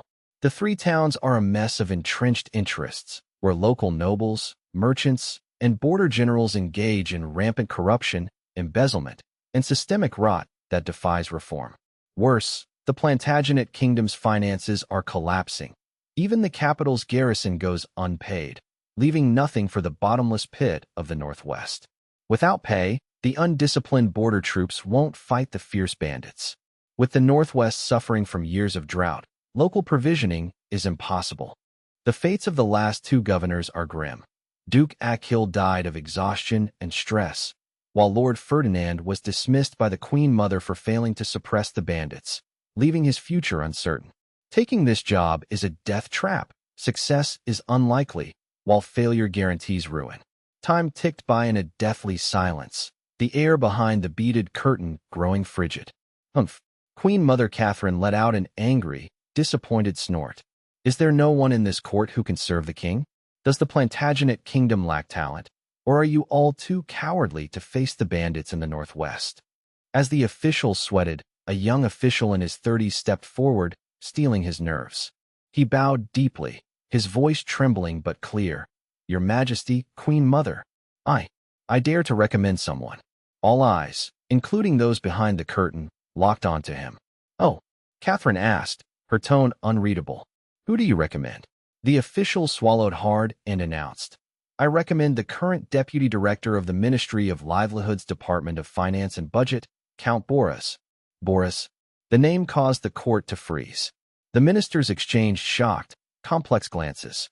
A ripple of agitation spread through the crowd. The young official felt the weight of their stares. Count Boris. To the Plantagenet elite, that name carried a heavy, complicated history. He was once a legendary general of the Northwest, having served as marshal at Huingham. During his tenure, he was known for his iron-fisted discipline and brilliant military reforms. Under his command, the fierce Scarn tribe suffered repeated, crushing defeats. Boris had brought the Northwest its only period of true stability. Yet, that was the heart of the problem. Boris was a loyalist to the late King Heinrich XI. He held nothing but open contempt for Queen Mother Catherine and the Eisenberg family, who seized power through a coup to install the young King Sigmund. Though he never openly rebelled, his opposition to the Queen Mother's faction was clear. After Heinrich Sche's death, Catherine stripped Boris of his military command and relegated him to a meaningless post in the Ministry of Livelihood, effectively placing him under house arrest. Proposing this marginalized, politically sensitive veteran at such a critical moment was deeply provocative. Was the official acting out of public duty, or was this a calculated move to stir up the court? Behind the curtain, Catherine's gaze turned icy. She nervously fingered her jade prayer beads, her composure wavering. The young official stood trembling, drenched in sweat. Catherine realized the recommendation was chillingly accurate. Boris was the only man in the kingdom with the military genius, knowledge of the terrain, and prestige among the troops to save the Northwest. But employing him was a desperate, dangerous gamble. It meant handing military power back to a hostile, capable veteran. If he crushed the bandits and consolidated the army, would he remain submissive? He could become a greater threat than the bandits themselves. The silence stretched on, agonizingly long. Catherine weighed the risk of Boris against the certainty of the Northwest's collapse. Ultimately, reality forced her hand.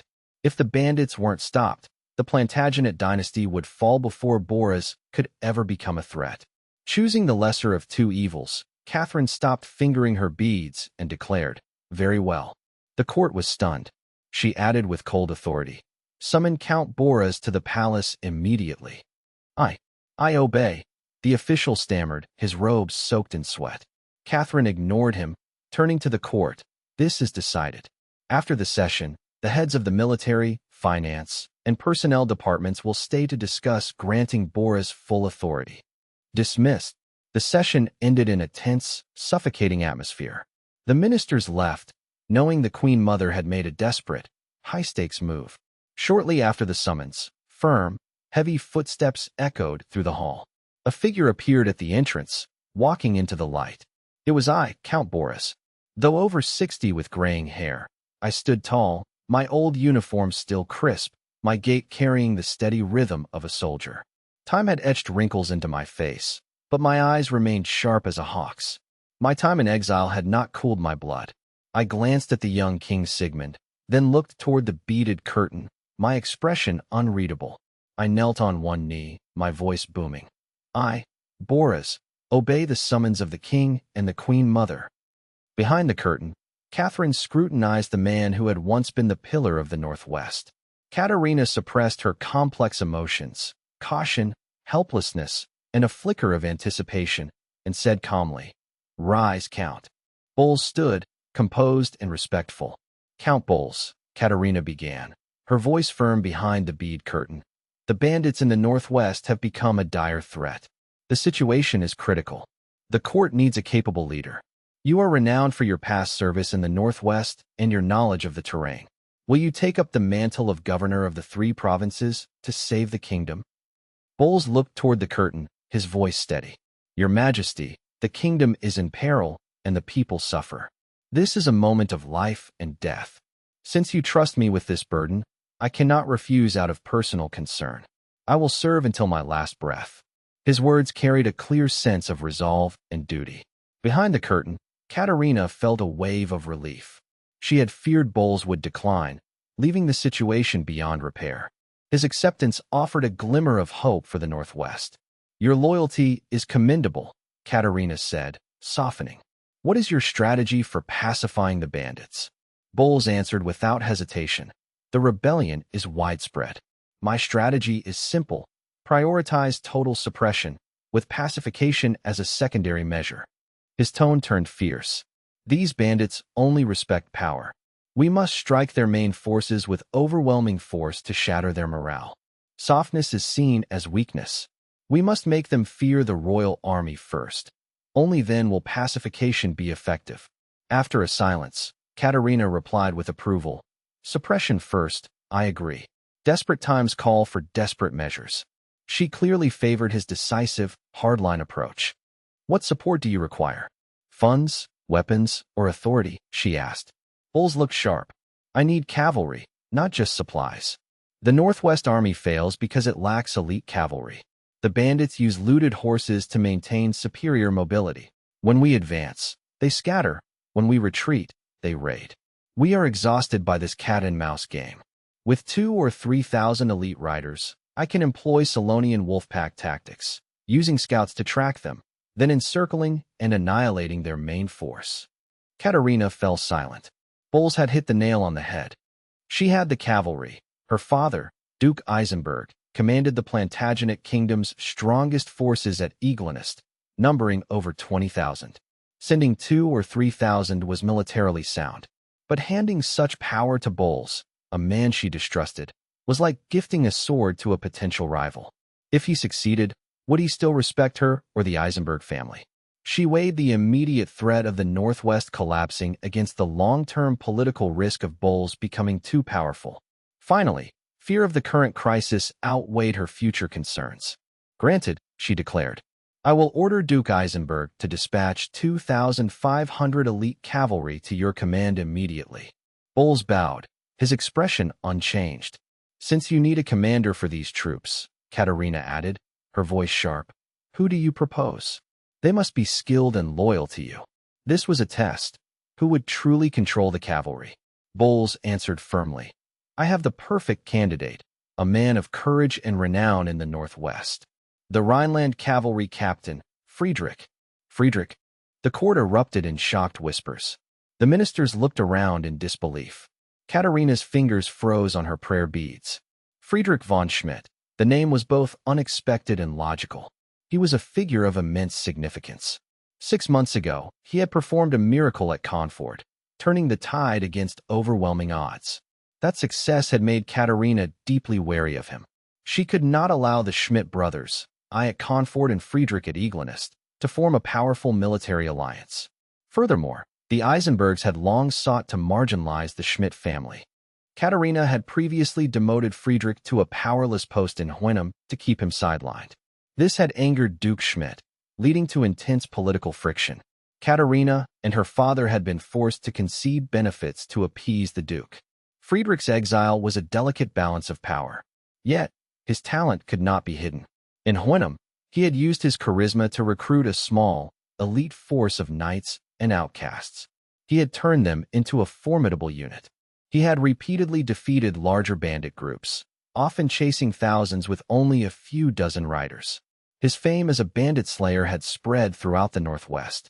Bowles's nomination was a masterstroke, proving he remained well-informed despite his isolation. The old general had never truly lost his grasp on the situation. Katharina's heart raced. Bowles had struck her most vulnerable nerve. Friedrich was my own brother. Queen Mother Catherine recently received urgent intelligence from Albert, the steward she planted in Carnford to serve Princess Louise. I have achieved a massive victory in Tyrol, expanding my forces into a formidable regional power that the northern frontier can no longer ignore. If Friedrich gains command of the cavalry for the Northwest campaign, the Schmidt family will control both the gateway of Carnford and the elite iron cavalry of the Northwest. Should the brothers unite, the entire northern and northwestern defense of the Plantagenet kingdom would effectively fall under Schmidt control. This is a threat more lethal than the rebels. The Queen Mother instinctively recoiled. Friedrich must not be given command of the cavalry. Using Count Boris was already a desperate risk. Empowering Friedrich is like playing with fire. Yet, Boris's nomination is impeccable regarding Friedrich's ability and local prestige. A forced rejection could lead to military failure in the Northwest, destabilizing her rule. Furthermore, openly suppressing the meritorious Schmidt family would trigger a backlash from Duke Schmidt, further unsettling the court. To agree is to harbor a future threat. A heavy silence filled the hall. Catherine's nails dug into her palms as she weighed this political gamble. Ultimately, the fear of the immediate rebel threat outweighed the potential future danger. She must extinguish the current fire first. The Schmidt brothers would have to be dealt with later through division and balance. Catherine composed herself, her voice steady behind the bead curtain. Deputy Pacification Commissioner Friedrich is indeed a brave general. Count Boris's recommendation is sound. She added a constraint. As requested, once the cavalry reaches the Northwest, Friedrich shall serve as interim commander under Count Boris's authority. Boris bowed, his expression unchanged, as if he had anticipated this. Count Boris, Catherine commanded, depart within 3 days for Huinum to take charge of the Northwest and quell the rebellion. The Ministry of Finance and Defense will provide the necessary cavalry, supplies, and pay. Do not fail the crown. I obey, Boris replied, bowing again before departing. Boris walked out of the hall with steady, measured steps. Watching him leave, Catherine leaned back, her face etched with exhaustion and lingering anxiety. She had made a dangerous move, placing the fate of the Northwest in the hands of a veteran loyal to his old master and a general tied to a rising local power. She had no certainty whether this would bring peace or a greater storm. She knew the danger of letting a tiger return to the mountains, but she had no other choice. She could only proceed one step at a time, laying secret plans for the future. At dusk, the command post on the main island of the Iron Islands was bathed in a blood-red sunset. The air was thick with the scent of salt, smoke, and despair. Baron Werner stood before a worn defense map, his posture slumped and his eyes bloodshot. He marked the landing beaches with charcoal, his voice raspy. Only 3 of our 8 scout boats returned. The news is dire. Harold's landing craft are massing at Chapu. They have at least 500 men, and I saw the banners of the Hound Legion. He dropped the charcoal, the sound echoing in the silent room. The attack will come within days. The tides and winds favor them. Knight Klein gripped his sword hilt, asking grimly, Baron, Is there truly no word from the royal capital? Not even a supply ship? Werner offered a bitter, mocking smile and shook his head. The silence was more chilling than any words. The Plantagenet kingdom had forgotten or abandoned the isolated defenders of the north. The last spark of hope was extinguished. Klein steeled himself. Then we prepare for urban warfare. There is no retreat from these islands. When the Solonians land, we fight to the last man. We will make them pay in blood for every street. The officers were shaken, their resolve hardened by the certainty of death. The weight of their inevitable end pressed heavily upon them. Yet, surrender was unthinkable. Suddenly, a young guard burst in, breathless and trembling with disbelief. "What is it?" Werner snapped, expecting only more bad news. "Baron, a small party arrived under a merchant flag. They claim to be from Carnford and have urgent business with you." Carnford. The name struck the room like a thunderbolt. They knew of Carnford, the territory led by the new pioneer lord, I. They had survived the Solonian onslaught, and their merchants often traded at Amber Bay. "How many are there?" Werner asked, his voice trembling with sudden, suppressed hope. "Only 7 or 8. Their leader, Mike, says they bypassed the Solonian patrols to deliver a personal letter and message from me." "A letter from me?" The significance of a message from the man who created the miracle of the North was immense. Werner and Klein exchanged a look of shock, confusion, and a sudden, flickering hope. "Quick, bring them in." "No, I will go greet them myself." Werner grabbed his coat and rushed toward the door. Knight Klein and the other officers followed immediately. They hurried through the fortress's cold corridors to the main gate. In the twilight stood 8 rugged men in waterproof leather, armed with short blades and matchlock muskets. Their leader was a sturdy, weathered man named Franz, operating under the alias Mike. Franz recognized Baron Werner and saluted sharply. "Baron Werner? I am Mike, captain of the Sea Fox Merchant Guard under the Lord of Carnford. I come on behalf of Mr. Grimm." He scanned the officers, noting their gaunt but sharp expressions. "We must move quickly. Solon scouts may be nearby. We have urgent matters regarding the Iron Islands and the survival of all who refuse to submit to the Solon barbarians." Franz's words cut through the despair of Baron Werner and his men. They sensed that the visitors from Carnford brought more than just messages. They brought a path to survival. "Come in," the Baron urged, trembling with excitement. "Klein, guard the entrance. Let no one within 100 paces of the command post." The heavy doors of the command post slammed shut. Franz, an experienced intelligence bureau agent under Richter, followed the Baron inside. The atmosphere shifted from despair to desperate anticipation. They gathered around a crude wooden table. The Baron poured water for Franz, asking eagerly, "Mr. Mike, what brings you here?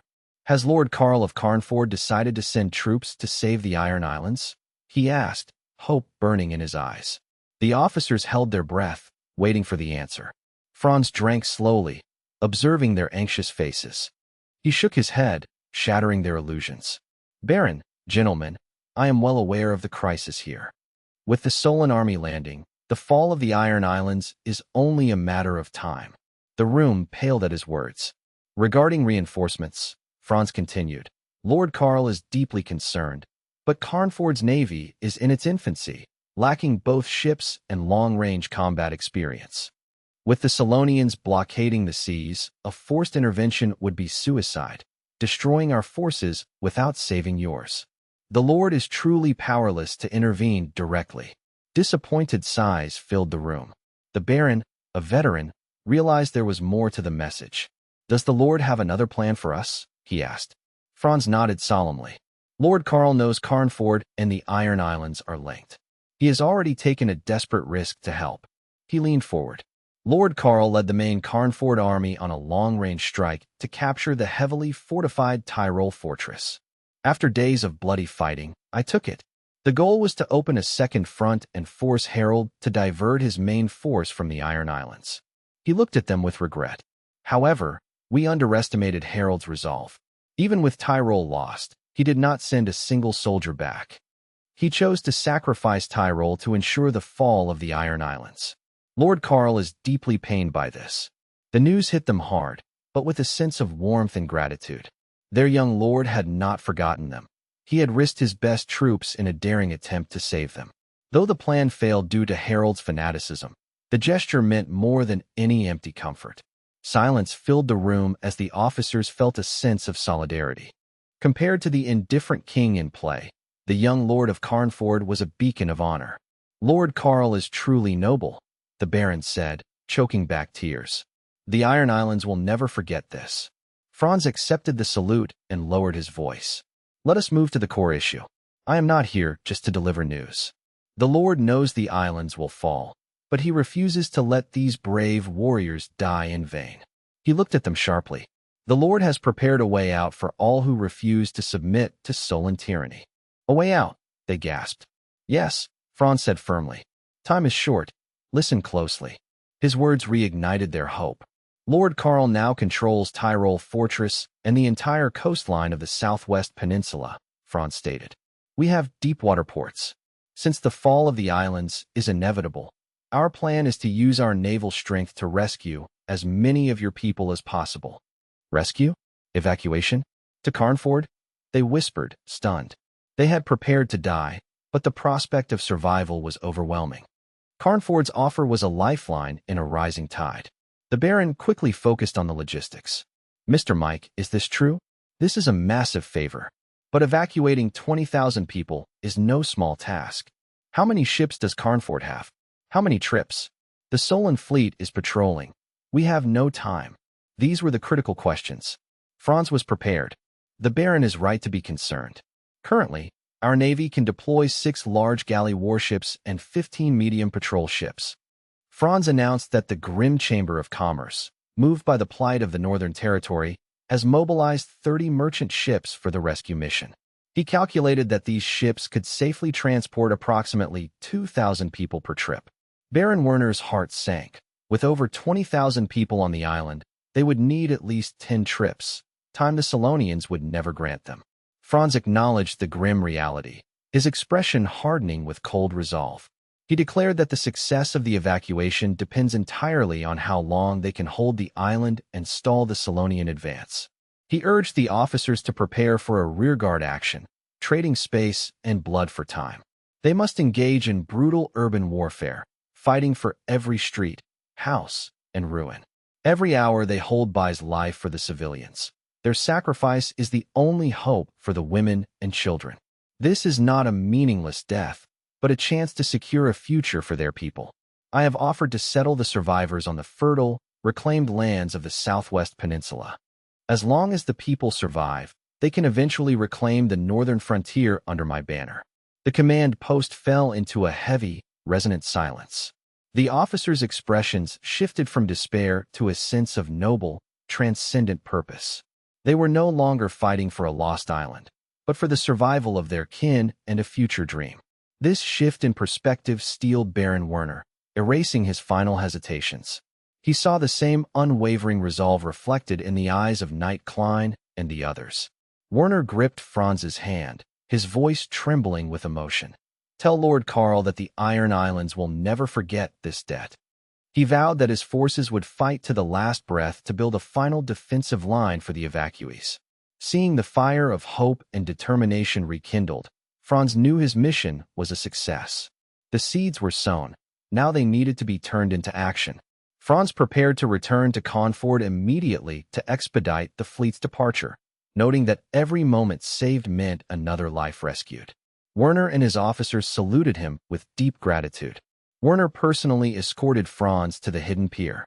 Under the cover of a dark, stormy night, Franz and his party boarded their small boat. "Take care," Werner whispered. "Hold on. The fleet will come," Franz replied. The boat slipped into the darkness, vanishing into the sea.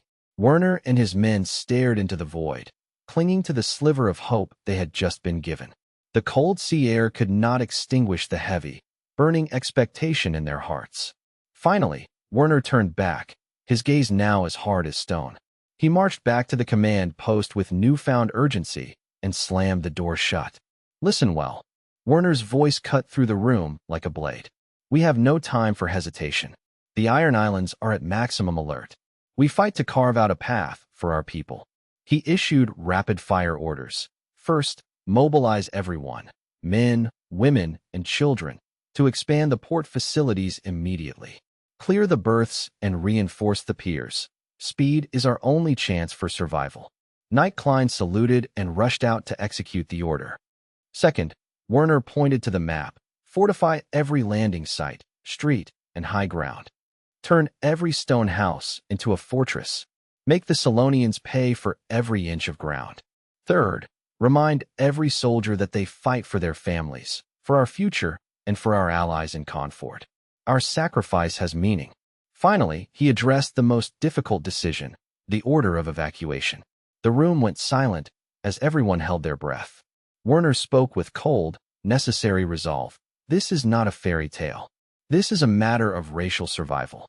He announced the priority list, designed to preserve the potential for future revival. First priority, skilled craftsmen, blacksmiths, carpenters, shipwrights, and physicians. They are the foundation of our reconstruction. Second priority, the young and able-bodied, including the militia and veterans, who provide labor and military strength. He paused, his voice heavy.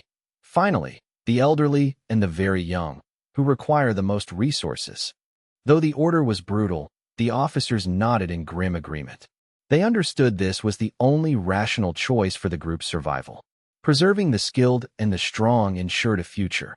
The rest would only be a burden in the chaos of flight. Is that clear? Werner demanded. Clear. The officers roared, their hesitation replaced by total resolve. Good. Move out. Let us use iron and blood to carve out a future for the Iron Islands. The island erupted into activity. 2 days later, at Confort Castle, the atmosphere was tense. Intelligence Officer Richter hurried into the room to report to me, as I was studying a large map of the northern frontier. Richter reported that Franz had safely reached the Iron Islands and met with Baron Werner. The Solonian landing fleet is massing, and an attack is imminent. Baron Werner is prepared to sacrifice everything to hold the Iron Islands and buy time for the evacuation. I turned, tapping my desk, and asked about the fleet's readiness. Richter confirmed that all 6 large ships and 15 medium vessels were fully supplied, maintained, and crewed. Brendan has assembled the elite land forces, and 30 Grim Chamber of Commerce merchant ships are ready for deployment. Richter noted that while Brendan lacks naval expertise, he is steady and decisive. The mission prioritizes speed and evasion over combat to facilitate the evacuation. With Solonian naval forces currently focused on the landing, a swift, stealthy approach offers a high chance of success. I acknowledged Brendan's loyalty, but remained wary of his limitations in naval warfare. I recognized that maritime conditions require specialized judgment beyond mere courage. I ordered Brendan to defer to the veteran captains of the Grim Chamber of Commerce for navigation and coordination. I emphasized that safety is the priority. They must avoid unnecessary combat. Richter promised to relay these instructions precisely. I realized the lack of a professional naval commander was Conford's greatest weakness. I considered Elmont, the former pirate and artillery expert, but dismissed the idea. Elmont lacks the discipline and strategic vision required to lead a formal fleet. Furthermore, Elmont is too valuable as an artillery developer to risk at sea. Naval leadership training must become a priority, though it will take time. I sighed, setting my concerns aside for now. Richter asked if the mission needed a code name for coordination. I pondered the request.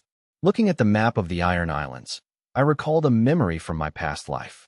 I remembered the end of World War II, where millions of German civilians and soldiers were trapped by the Soviet Red Army.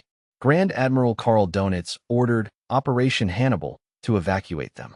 Despite immense danger, the German Navy successfully evacuated over 2 million people, preserving seeds for the future.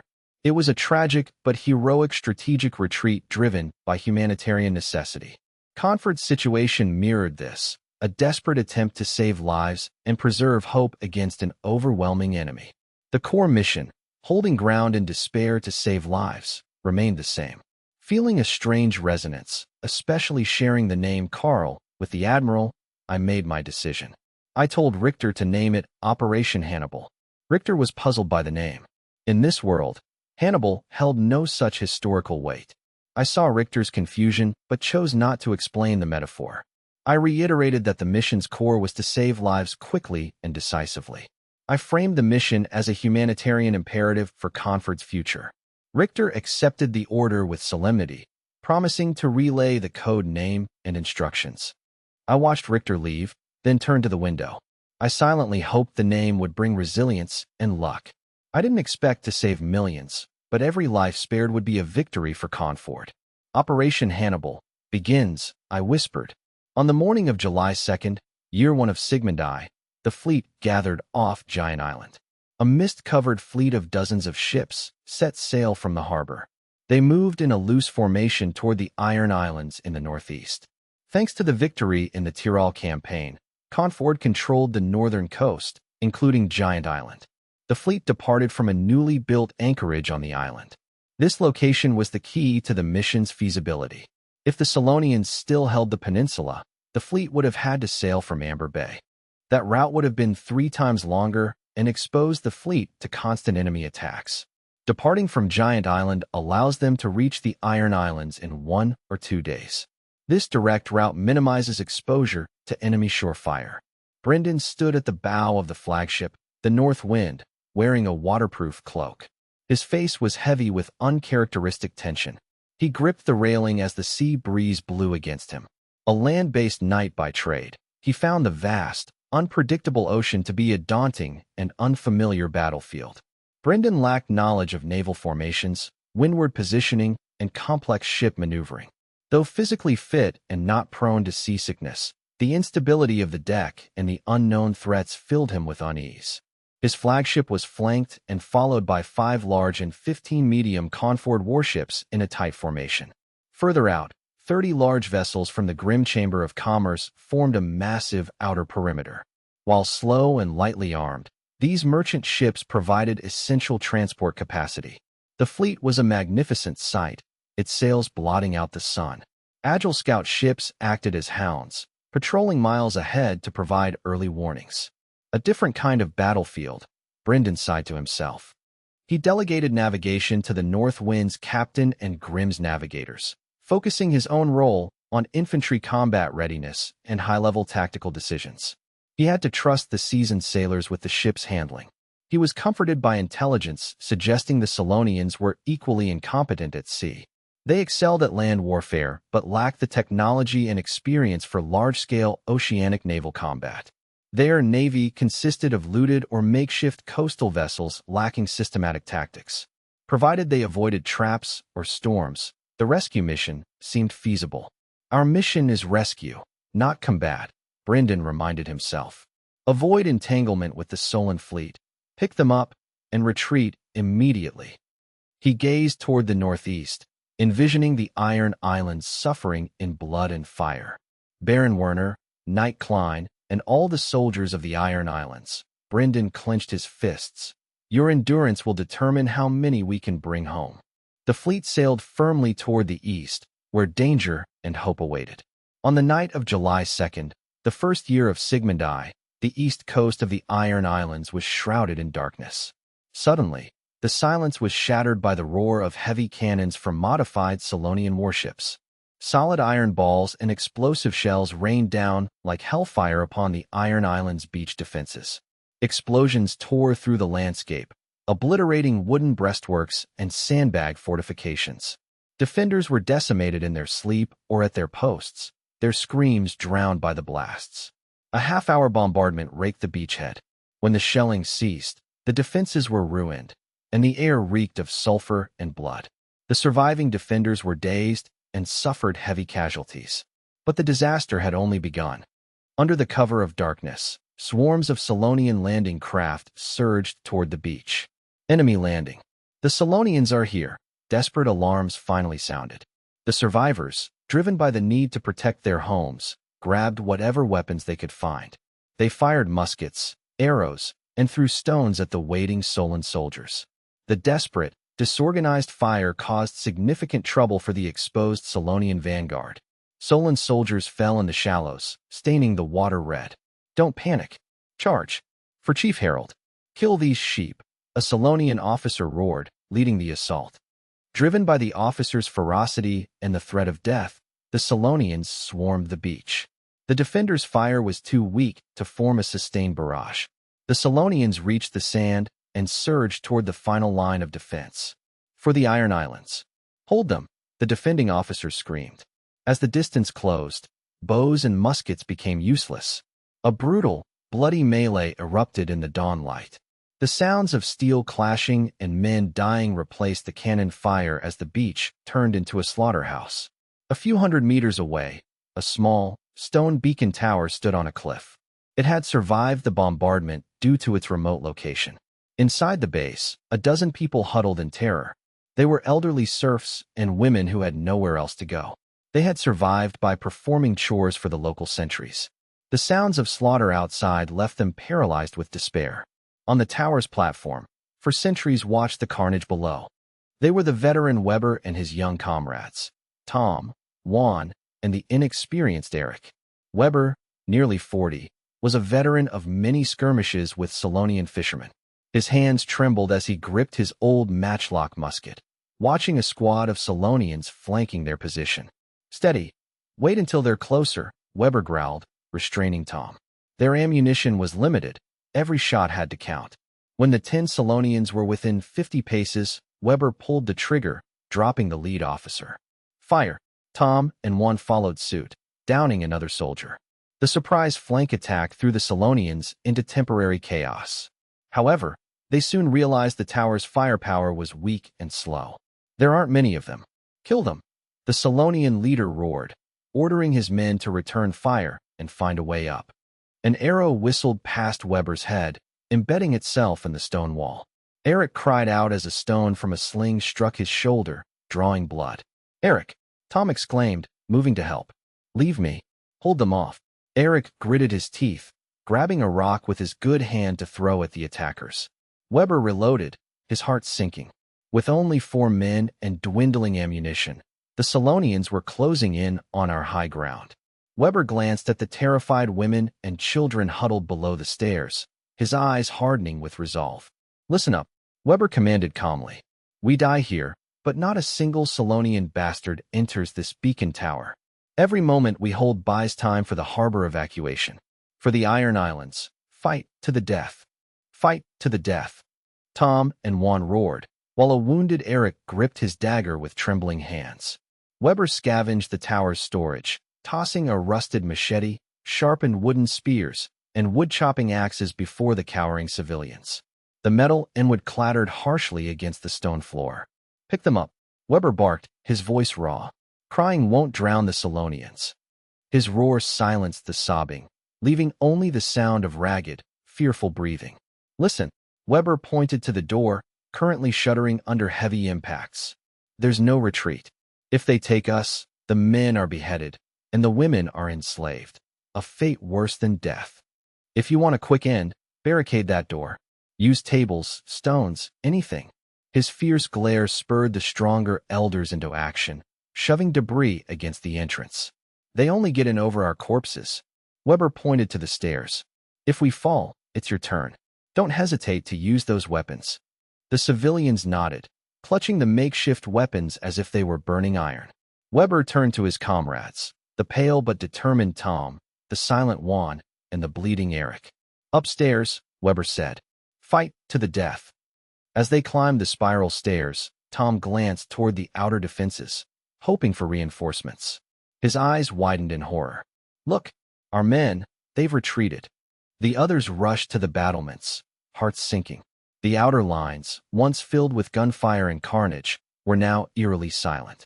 Their comrades and banners were gone. Only Solonians remained, hunting stragglers. They were an abandoned outpost, like a lone rock in a storm, exposed to the enemy. "Damn them, they abandoned us." Tom slammed his fist against the stone, consumed by betrayal and despair. "Shut up. Hold your position," Weber snapped, suppressing his own cold dread. "I knew the truth. The main line had fallen, and we were merely sacrificial pawns." Below, the bloodthirsty howls of Solonians rose, accompanied by the scraping of ladders against stone. "Ladders!" one shouted, hurling a heavy stone downward. A shrill scream echoed from below. "Fire!" Weber roared, leveling my musket at the climbing Solonians. The 4 men unleashed our final bullets and arrows, hurling bricks and debris until the climbers fell. But the Solonians were relentless, swarming the tower while their archers and musketeers returned fire. An arrow grazed Tom's cheek, forcing him to duck. Another arrow embedded itself deep into the stone where his head had been. Juan gasped as a crossbow bolt pierced his leg, sending him to his knees. Eric reached out, but Juan shook his head. "Leave me. Hold the line." Juan snapped the shaft and continued stabbing with his spear. Our ammunition was exhausted. I dropped my musket and drove a spear into a climbing Solonian's face, sending him plummeting. The battle turned primal. The 4 men used our height advantage to spear and beat back the attackers. The Solonians pressed their numerical advantage, forcing us to dodge a constant hail of projectiles. The narrow platform became a slaughterhouse. Sweat and blood streamed down our faces as every kill invited more return fire. We were isolated, out of supplies, and surrounded. Hope had vanished with the retreating smoke. Only instinct and my vow kept us fighting. The tower top was a charnel house. I leaned on my broken spear, my body racked with pain from multiple wounds. Blood from a scalp wound blurred my vision, making me look like a demon rising from hell. Tom, Juan, and Eric had been carried down, their fates unknown. I stood alone. My strength was failing. My arms felt like lead, my vision darkened, and the roar of battle grew distant as more Solonians swarmed up. A burly Solonian sergeant vaulted over the battlement, swinging a scimitar at my head. I raised my spear, but my exhaustion slowed me. Clang!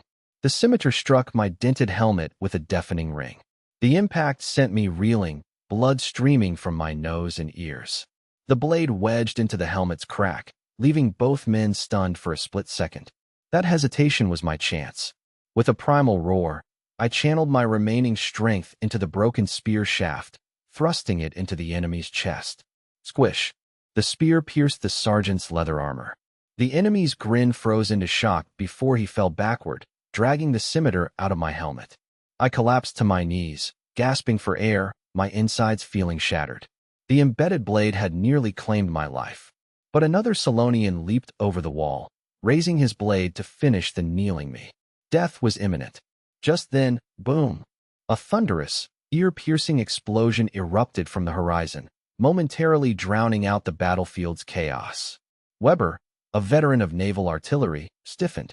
This wasn't the dull, slow-firing sound of Solon cannons. It was the roar of long-barreled, large-caliber guns, and they were dangerously close.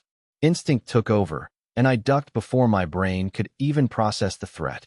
A sharp, bone-chilling whistle tore through the air as a projectile approached at terrifying speed.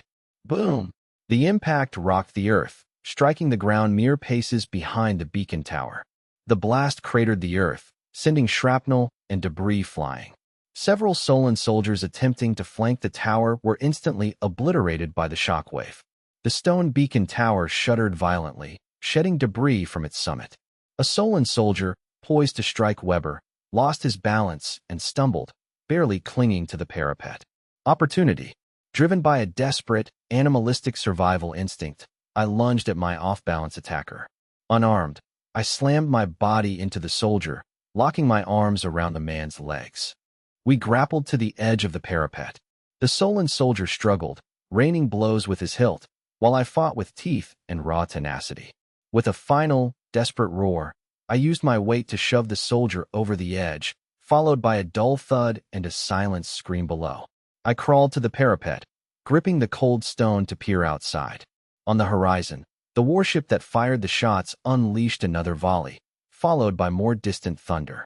Countless black projectiles whistled through the air, raining death upon the Solon forces ravaging the beach. Explosions tore through the beachhead, halting the Solon advance in a storm of fire and smoke. I focused on the nearest warship. I spotted a flag, dark blue or green with spruce branches and 2 crossed swords. It wasn't the Solon wolf or the Plantagenet griffin. It was a stranger's banner, but their artillery was clearly friendly. Reinforcements. I rasped, my voice trembling. A tidal wave of shock and relief crashed over my exhausted mind. It was Cranford. Karl von Schmidt, the young lord of the northern frontier, had come. Hope ignited within me, washing away my despair. I grinned, my bloodied face a mask of manic joy. Reinforcements. It's the Cranford fleet, I shouted to the survivors below. Brendan, commander of the North Wind, lowered his brass telescope. He watched the lone soldier on the beacon tower with profound admiration. He had witnessed the soldier's incredible grit as he fought off wave after wave of Solon attackers. Brendan's heart had been in his throat during the soldier's struggle. He exhaled only when the soldier finally prevailed. Seeing the soldier push the final enemy off the tower, Brendan slammed his fist against the railing. Well done. A true hardman. He recognized the brilliance of a warrior pushed to his absolute limit. Such bravery commanded the highest respect. Signal. Brendan commanded Jackson, the captain of the North Wind. Extend the range. Target the beachhead and the port access. Suppress their advance and cover our allies' retreat. Yes, sir. Captain Jackson saluted and moved to relay the orders. He stopped abruptly, his expression darkening as he scanned the horizon. Sir, look. Solon warships are closing in on us. Brendan raised his telescope. Dozens of black dots were fanning out, catching the wind and charging toward the rescue fleet. While mostly smaller galleys and armed merchant ships, they held a massive numerical advantage. The Solon wolf flags fluttered menacingly. So, they finally show themselves, Brendan muttered. It was expected. He shifted from concern for the shore to a combat-ready state. They intend to pin us down while our formation is concentrated, Jackson noted grimly. Brendan analyzed the approaching enemy, his mind racing. He was a master of land warfare, not naval combat. I had sent him for his organizational skills and tactical resolve during the evacuation. He knew he had to defer to the experts for the sea battle. Captain Jackson, Brendan said, you are the expert. How do we respond? Our priority is the evacuation, not a death match. Jackson responded immediately. Our ships are larger, with superior range and accuracy, but we are outnumbered. We must avoid being boarded. Solon ships are fast and excel at boarding. We can't avoid them, so we must teach them a lesson. He proposed his plan. Stop the bombardment, load solid and chain shot, and maneuver to take the weather gauge. Order the transport fleet to continue to the port under escort. They must not engage. Finally, tell the fleet, our goal is to repel, not annihilate. Use our range to cripple them before they can board. Maintain formation at all costs. Brendan listened intently. The plan was clear, logical, and played to their strengths. This aligned with my principle as a commander, achieving strategic goals at the lowest cost. I immediately gave Jackson full authority over the fleet's naval command. Jackson, energized by this trust, signaled the lookouts and messengers with flags. The atmosphere at sea shifted instantly. A long, desolate horn blast echoed from the North Wind and the Cranford warships. The warships ceased their bombardment of the shore. Sailors and soldiers scrambled into action under the officers' shouts. Oars extended, pushing the massive ships to turn right and seize the windward position. Below deck, gunners cleaned the cannons and loaded solid shot and chain shot. The grim Chamber of Commerce transport fleet, escorted by 2 warships, veered away toward the port behind the Iron Islands. Brendan watched the approaching Solon fleet through his telescope. The Solon ships were fast, their wolf-head banners visible alongside screaming soldiers. He imagined their eagerness for boarding and melee combat. Yet, they faced a disciplined, technologically superior fleet. Brendan smirked, feeling as confident as he did on land. He muttered, let's see if your boarding knives are faster than our cannons, you barbarians. The 2 fleets closed the distance. Heave, ho! The rhythmic chants of rowers echoed in the North Wind's hold. Sweat glistened on their backs under dim oil lamps. The crew, a mix of fishermen, merchant sailors, and former pirates like Elmont, were experienced in rough seas. Though not professional naval soldiers, their survival instincts made them reliable. Lacking trained naval officers, Lord I had established a clear policy. Professionals would handle their respective fields. Command was delegated to the experienced captains of the grim Chamber of Commerce. Brendan respected this, focusing only on strategy while leaving tactical command to Jackson. Under Jackson's precise orders, the North Wind maneuvered with surprising agility. The helm turned, and the oars synchronized to pivot the ship. The goal was to cross the T unleashing a broadside against the enemy's lead ship. The Solon flagship, realizing the danger, also attempted to maneuver for the windward position. It carved an arc, trying to gain the tactical advantage. The two fleets engaged in a silent, deadly dance for positioning. Brendan retreated to the lower hold, as per Jackson's advice. It was hot and cramped, but safe from the coming carnage on the decks. As commander, my survival was paramount to the mission. I gripped my fists, watching the sea through a small porthole. Jackson's shouts and the lookout's reports echoed through the speaking tubes. The ship tilted, and the cargo shifted under the centrifugal force. The hull groaned under the strain of the turn. This was a test of courage and skill. Turn complete. Enemy vanguard, starboard, 800 yards, the lookout shouted. Starboard guns. Ready, the officer bellowed. A deathly silence fell before the command. Fire. Gunners ignited the fuses simultaneously. Boom. 15 heavy cannons erupted in a deafening roar. The recoil shook the north wind, making the hull creak violently. I felt the shock wave, my ears ringing as acrid smoke filled the hold. Solid iron balls and chain shot tore through the air toward the Solon vanguard. The flagship's armament was formidable, 6 rapid-fire falconets on the upper deck. 24 minion cannons were mounted on the lower deck. These were improved versions with stable mounts and pulleys for better accuracy. The falconets fired chain shot, aiming to shred the Solon ship's masts and rigging. Crack! A chain shot struck the Solon flagship's mainmast, shattering it instantly.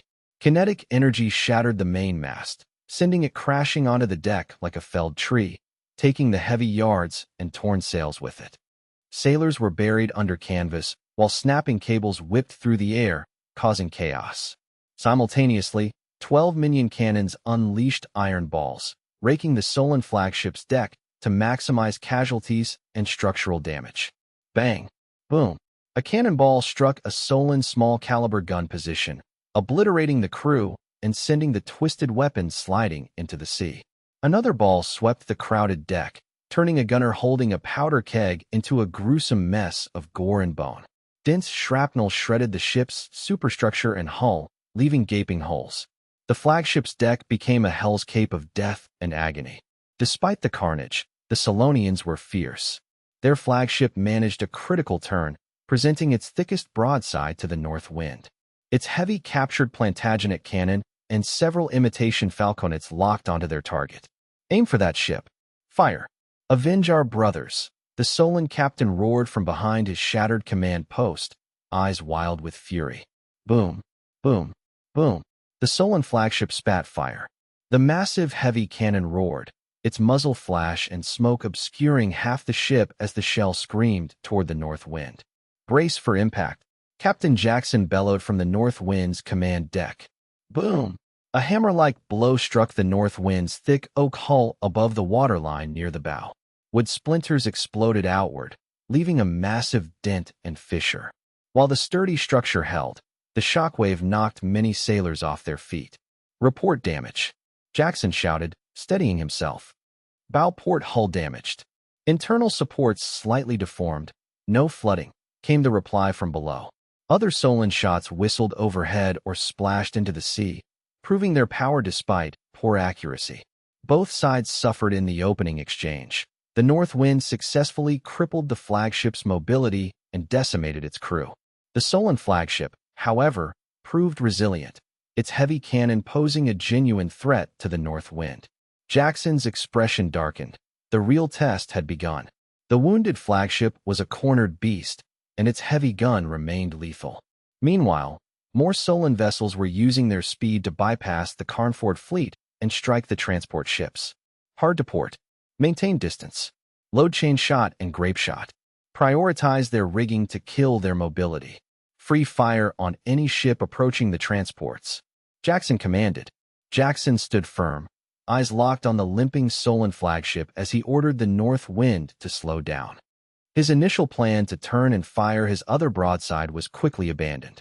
The Solon flagship was ignoring its injuries, desperately adjusting its remaining sails to ram the north wind. Their goal was clear: close the distance for a bloody boarding action. With a crew of former fishermen and merchants, the north wind could not survive a melee against the bloodthirsty Solonians.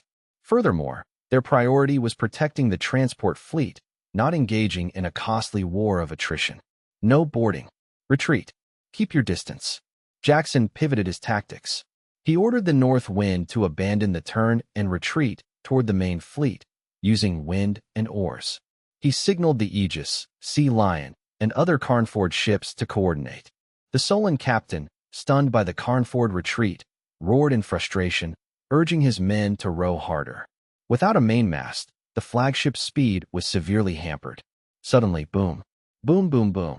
The Sea Lion and Aegis unleashed a devastating broadside, catching the pursuing flagship in a crossfire.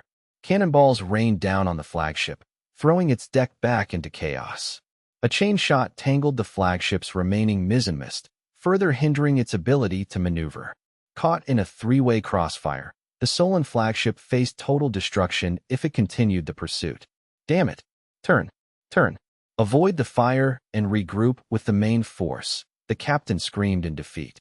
The flagship limped away, trailing smoke and corpses toward the approaching Solon main fleet. The first engagement ended as quickly as it had begun. The sea was littered with debris, torn canvas, and floating bodies. The Carnford fleet had dominated the exchange through superior range, Jackson's decisive leadership, and tight coordination, leaving the north wind with only minor bow damage. Yet, the battle was far from over. More Solon ships swarmed in like sharks smelling blood. They sought to use their numbers to break the line and reach the vulnerable transport ships. Maintain the line. Cover each other. Keep your distance. Use chain shot and grape shot to cripple their sails and oars. Jackson's orders echoed across the fleet. The Carnford ships reformed into a tight, arc-shaped defensive line, shielding the transports. They avoided a direct brawl, opting to use their range to fight a retreating battle.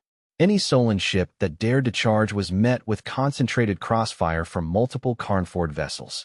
Chain shot shredded rigging and grape shot swept decks, effectively stalling the Solon advance. Despite their numbers and ferocity, the Solonians were repeatedly forced back by lethal long-range fire, unable to close for boarding. Their roars and arrows were useless at hundreds of yards. The battle reached a tense stalemate. The Carnford fleet stood like a reef, weathering the waves to protect their lifeline. Below deck, Brendan listened to the reports and exhaled in relief. Jackson's command was impeccable, and the fleet had performed brilliantly. The line held, but Brendan's gaze drifted toward the smoke-filled horizon of the Iron Islands. The naval stalemate buys precious time for the evacuation. The burden now rests on Baron Werner, Knight Klein, and the defenders and civilians fighting in the ruins of the Iron Islands. Their endurance will determine the outcome of Operation Hannibal. As the naval artillery fire fades, the Solonians lose the pressure keeping them at bay. Freed from bombardment, Solonian officers drive their troops forward, launching a fierce assault on the remaining inland defenses. The defenders' brief respite vanishes. At the beacon tower, I realize the situation has turned dire. With Cranford's fleet unable to provide support, we must abandon this exposed position immediately. Down to the ground floor now. I roar, scrambling down the spiral staircase despite my injuries. As I reach the bottom, a knife whistles past my nose, embedding itself in a wooden pillar. It's me, Weber. I shout, heart pounding. In the dim light, terrified civilians huddle in the corner, their crude weapons lowered. Cranford's fleet is here. We don't have to die here. Run to the harbor. I yell, clearing the barricaded entrance. Hope ignites in the people's eyes. Some elders step forward to assist. I crack the heavy door open to scout. Solonian forces are less than 200 paces away, separated only by a cratered slope. They haven't surrounded us yet. Go through the back. I command, helping the injured one.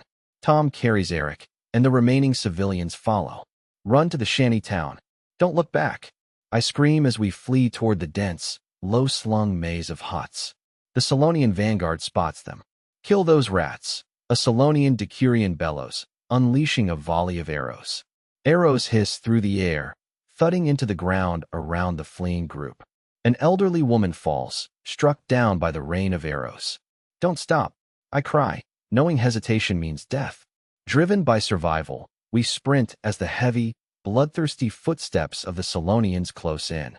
The shanty town, a labyrinthine maze, looms ahead, our only chance for survival. Juan, severely wounded, slows down. The Salonians are mere steps away, their blades glinting. Jenny, run. Leave me. Juan pushes his wife away. No. We die together, she screams, refusing to let go. A Salonian soldier raises his scimitar to strike the couple down. Suddenly, a shot rings out. A musket fires from the roof of a nearby stone house. The Salonian soldier collapses, his grin replaced by a fatal wound. The remaining pursuers hesitate, wary of the hidden shooter.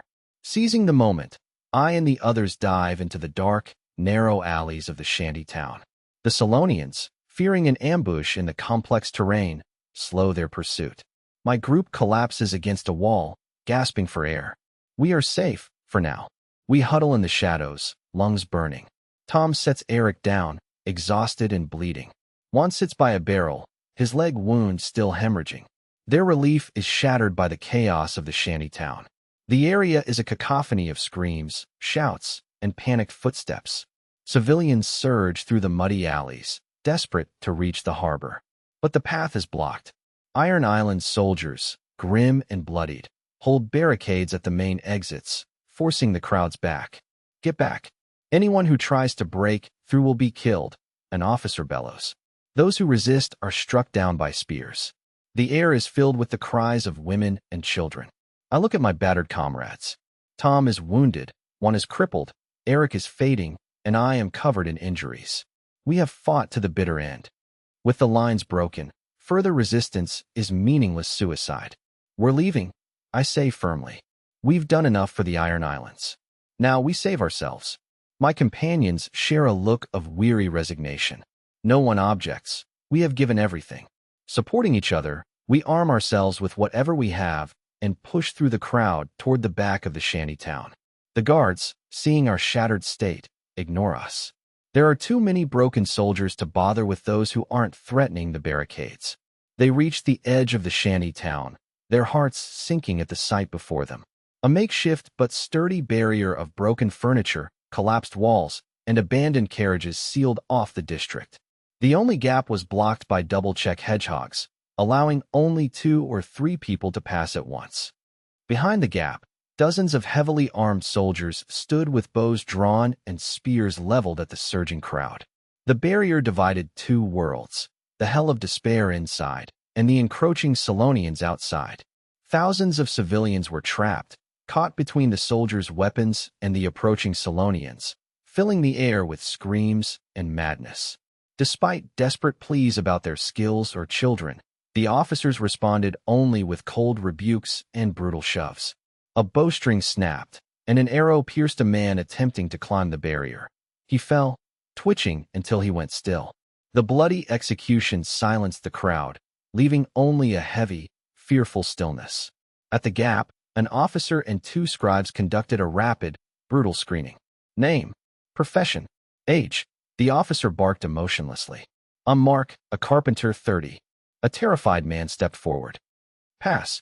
Next. The officer waved him through without a second glance. The carpenter scrambled through the gap and sprinted toward the harbor. Name, profession, age. I'm William, a farmer. Get out. Next. The officer signaled for the farmer to be shoved aside. The man collapsed, ashen-faced. The criteria were cold. Skilled craftsmen and young laborers were prioritized, while farmers and the infirm were ruthlessly rejected. To those begging for their families, the officer coldly replied, "Only you pass. Stay together or leave together." Those who passed rushed toward the harbor, desperate for survival. The rejected were left in despair, some weeping, others catatonic, while soldiers forced rusted spears into their hands and drove them to an assembly area. The officer roared, "Take up arms. Fight for the Iron Islands. Every moment you hold, your families have a chance." Weber, exhausted and wounded, supported Juan while leading Tom and Jenny, who carried Eric, through the chaotic crowd to the checkpoint. Straightening my back, I addressed the officer. "Sir, we are the garrison from Beacon Number 3. I am Officer Karl von Schmidt. We fought the Salonians until our position was destroyed. My men are severely wounded and combat ineffective. Please, let us pass to the harbor." The officer inspected the group with cold, clinical indifference. They were clearly a band of battered, blood-stained survivors. The officer's gaze settled on me. Karl von Schmidt. Are you Karl von Schmidt? He asked, searching his memory. A sense of dread gripped me. Yes, I am. The officer smirked with undisguised contempt. Ah, I remember. You were under Walter, weren't you? The one who led the rebellion. The word struck me like a blade. My past association with the executed traitor, Walter, was my greatest stain. Though I had been cleared of involvement after an investigation, the stigma remained. This stain had followed me like a curse. I had been demoted and exiled to the remote Beacon No. 3, effectively abandoned as a pawn. Even during the Solonian invasion, no orders reached us, as if we were meant to be sacrificial fodder. Now, this past was the final blow to my survival. I clenched my fists, trembling with rage and humiliation, knowing any defense was futile. The officer sneered. Who's to say you aren't here to sabotage us? We need men. You're still standing, so you can fight. You want to desert while the front lines bleed. He gestured to the rejected civilians. By order, you cannot pass. Take up arms and return to your posts. Die for the Iron Islands. The verdict shattered their last hope. Tom stared in disbelief, Jenny sobbed, and Eric groaned in pain. After fighting for the Iron Islands, we were being sent to our deaths due to baseless suspicion and past grievances. I felt a crushing wave of despair. Looking at the officer's mocking face and the approaching sounds of battle, I finally unclenched my fists, my strength drained. Our last path to survival had been severed by our own side. Soldiers approached to drive them back toward the burning battlefield. A cold chill of humiliation and fury washed over me. I knew pleading would only lead to execution. Suppressing my rage, I stopped Tom and spoke to the officer in a raspy voice. We won't go. I stared into the officer's eyes with dead calm. Give us some armor. Let us die like soldiers. It was a humble request for final dignity. The officer blinked, surprised, then smirked, finding the request both ridiculous and convenient. Fine. Give them some rags and get them out of here, he barked. Soldiers tossed rusted chainmail fragments and worn leather armor at my feet like trash. Put them on and get out, a soldier shouted. Without looking at the officer, I picked up the foul-smelling gear and distributed it to Tom, Juan, and Jenny. In suffocating silence, they mechanically donned the armor that signaled their death. I took one last look at the checkpoint, then turned to Juan and whispered, "Let's go." The group retreated from the desperate checkpoint, vanishing into the chaotic shadows of the shanty town. Behind them, the cries and the approaching shouts of the Solonians sounded like a distant, alien world. After walking far enough to escape the noise, I collapsed against a cold dirt wall in a secluded alleyway.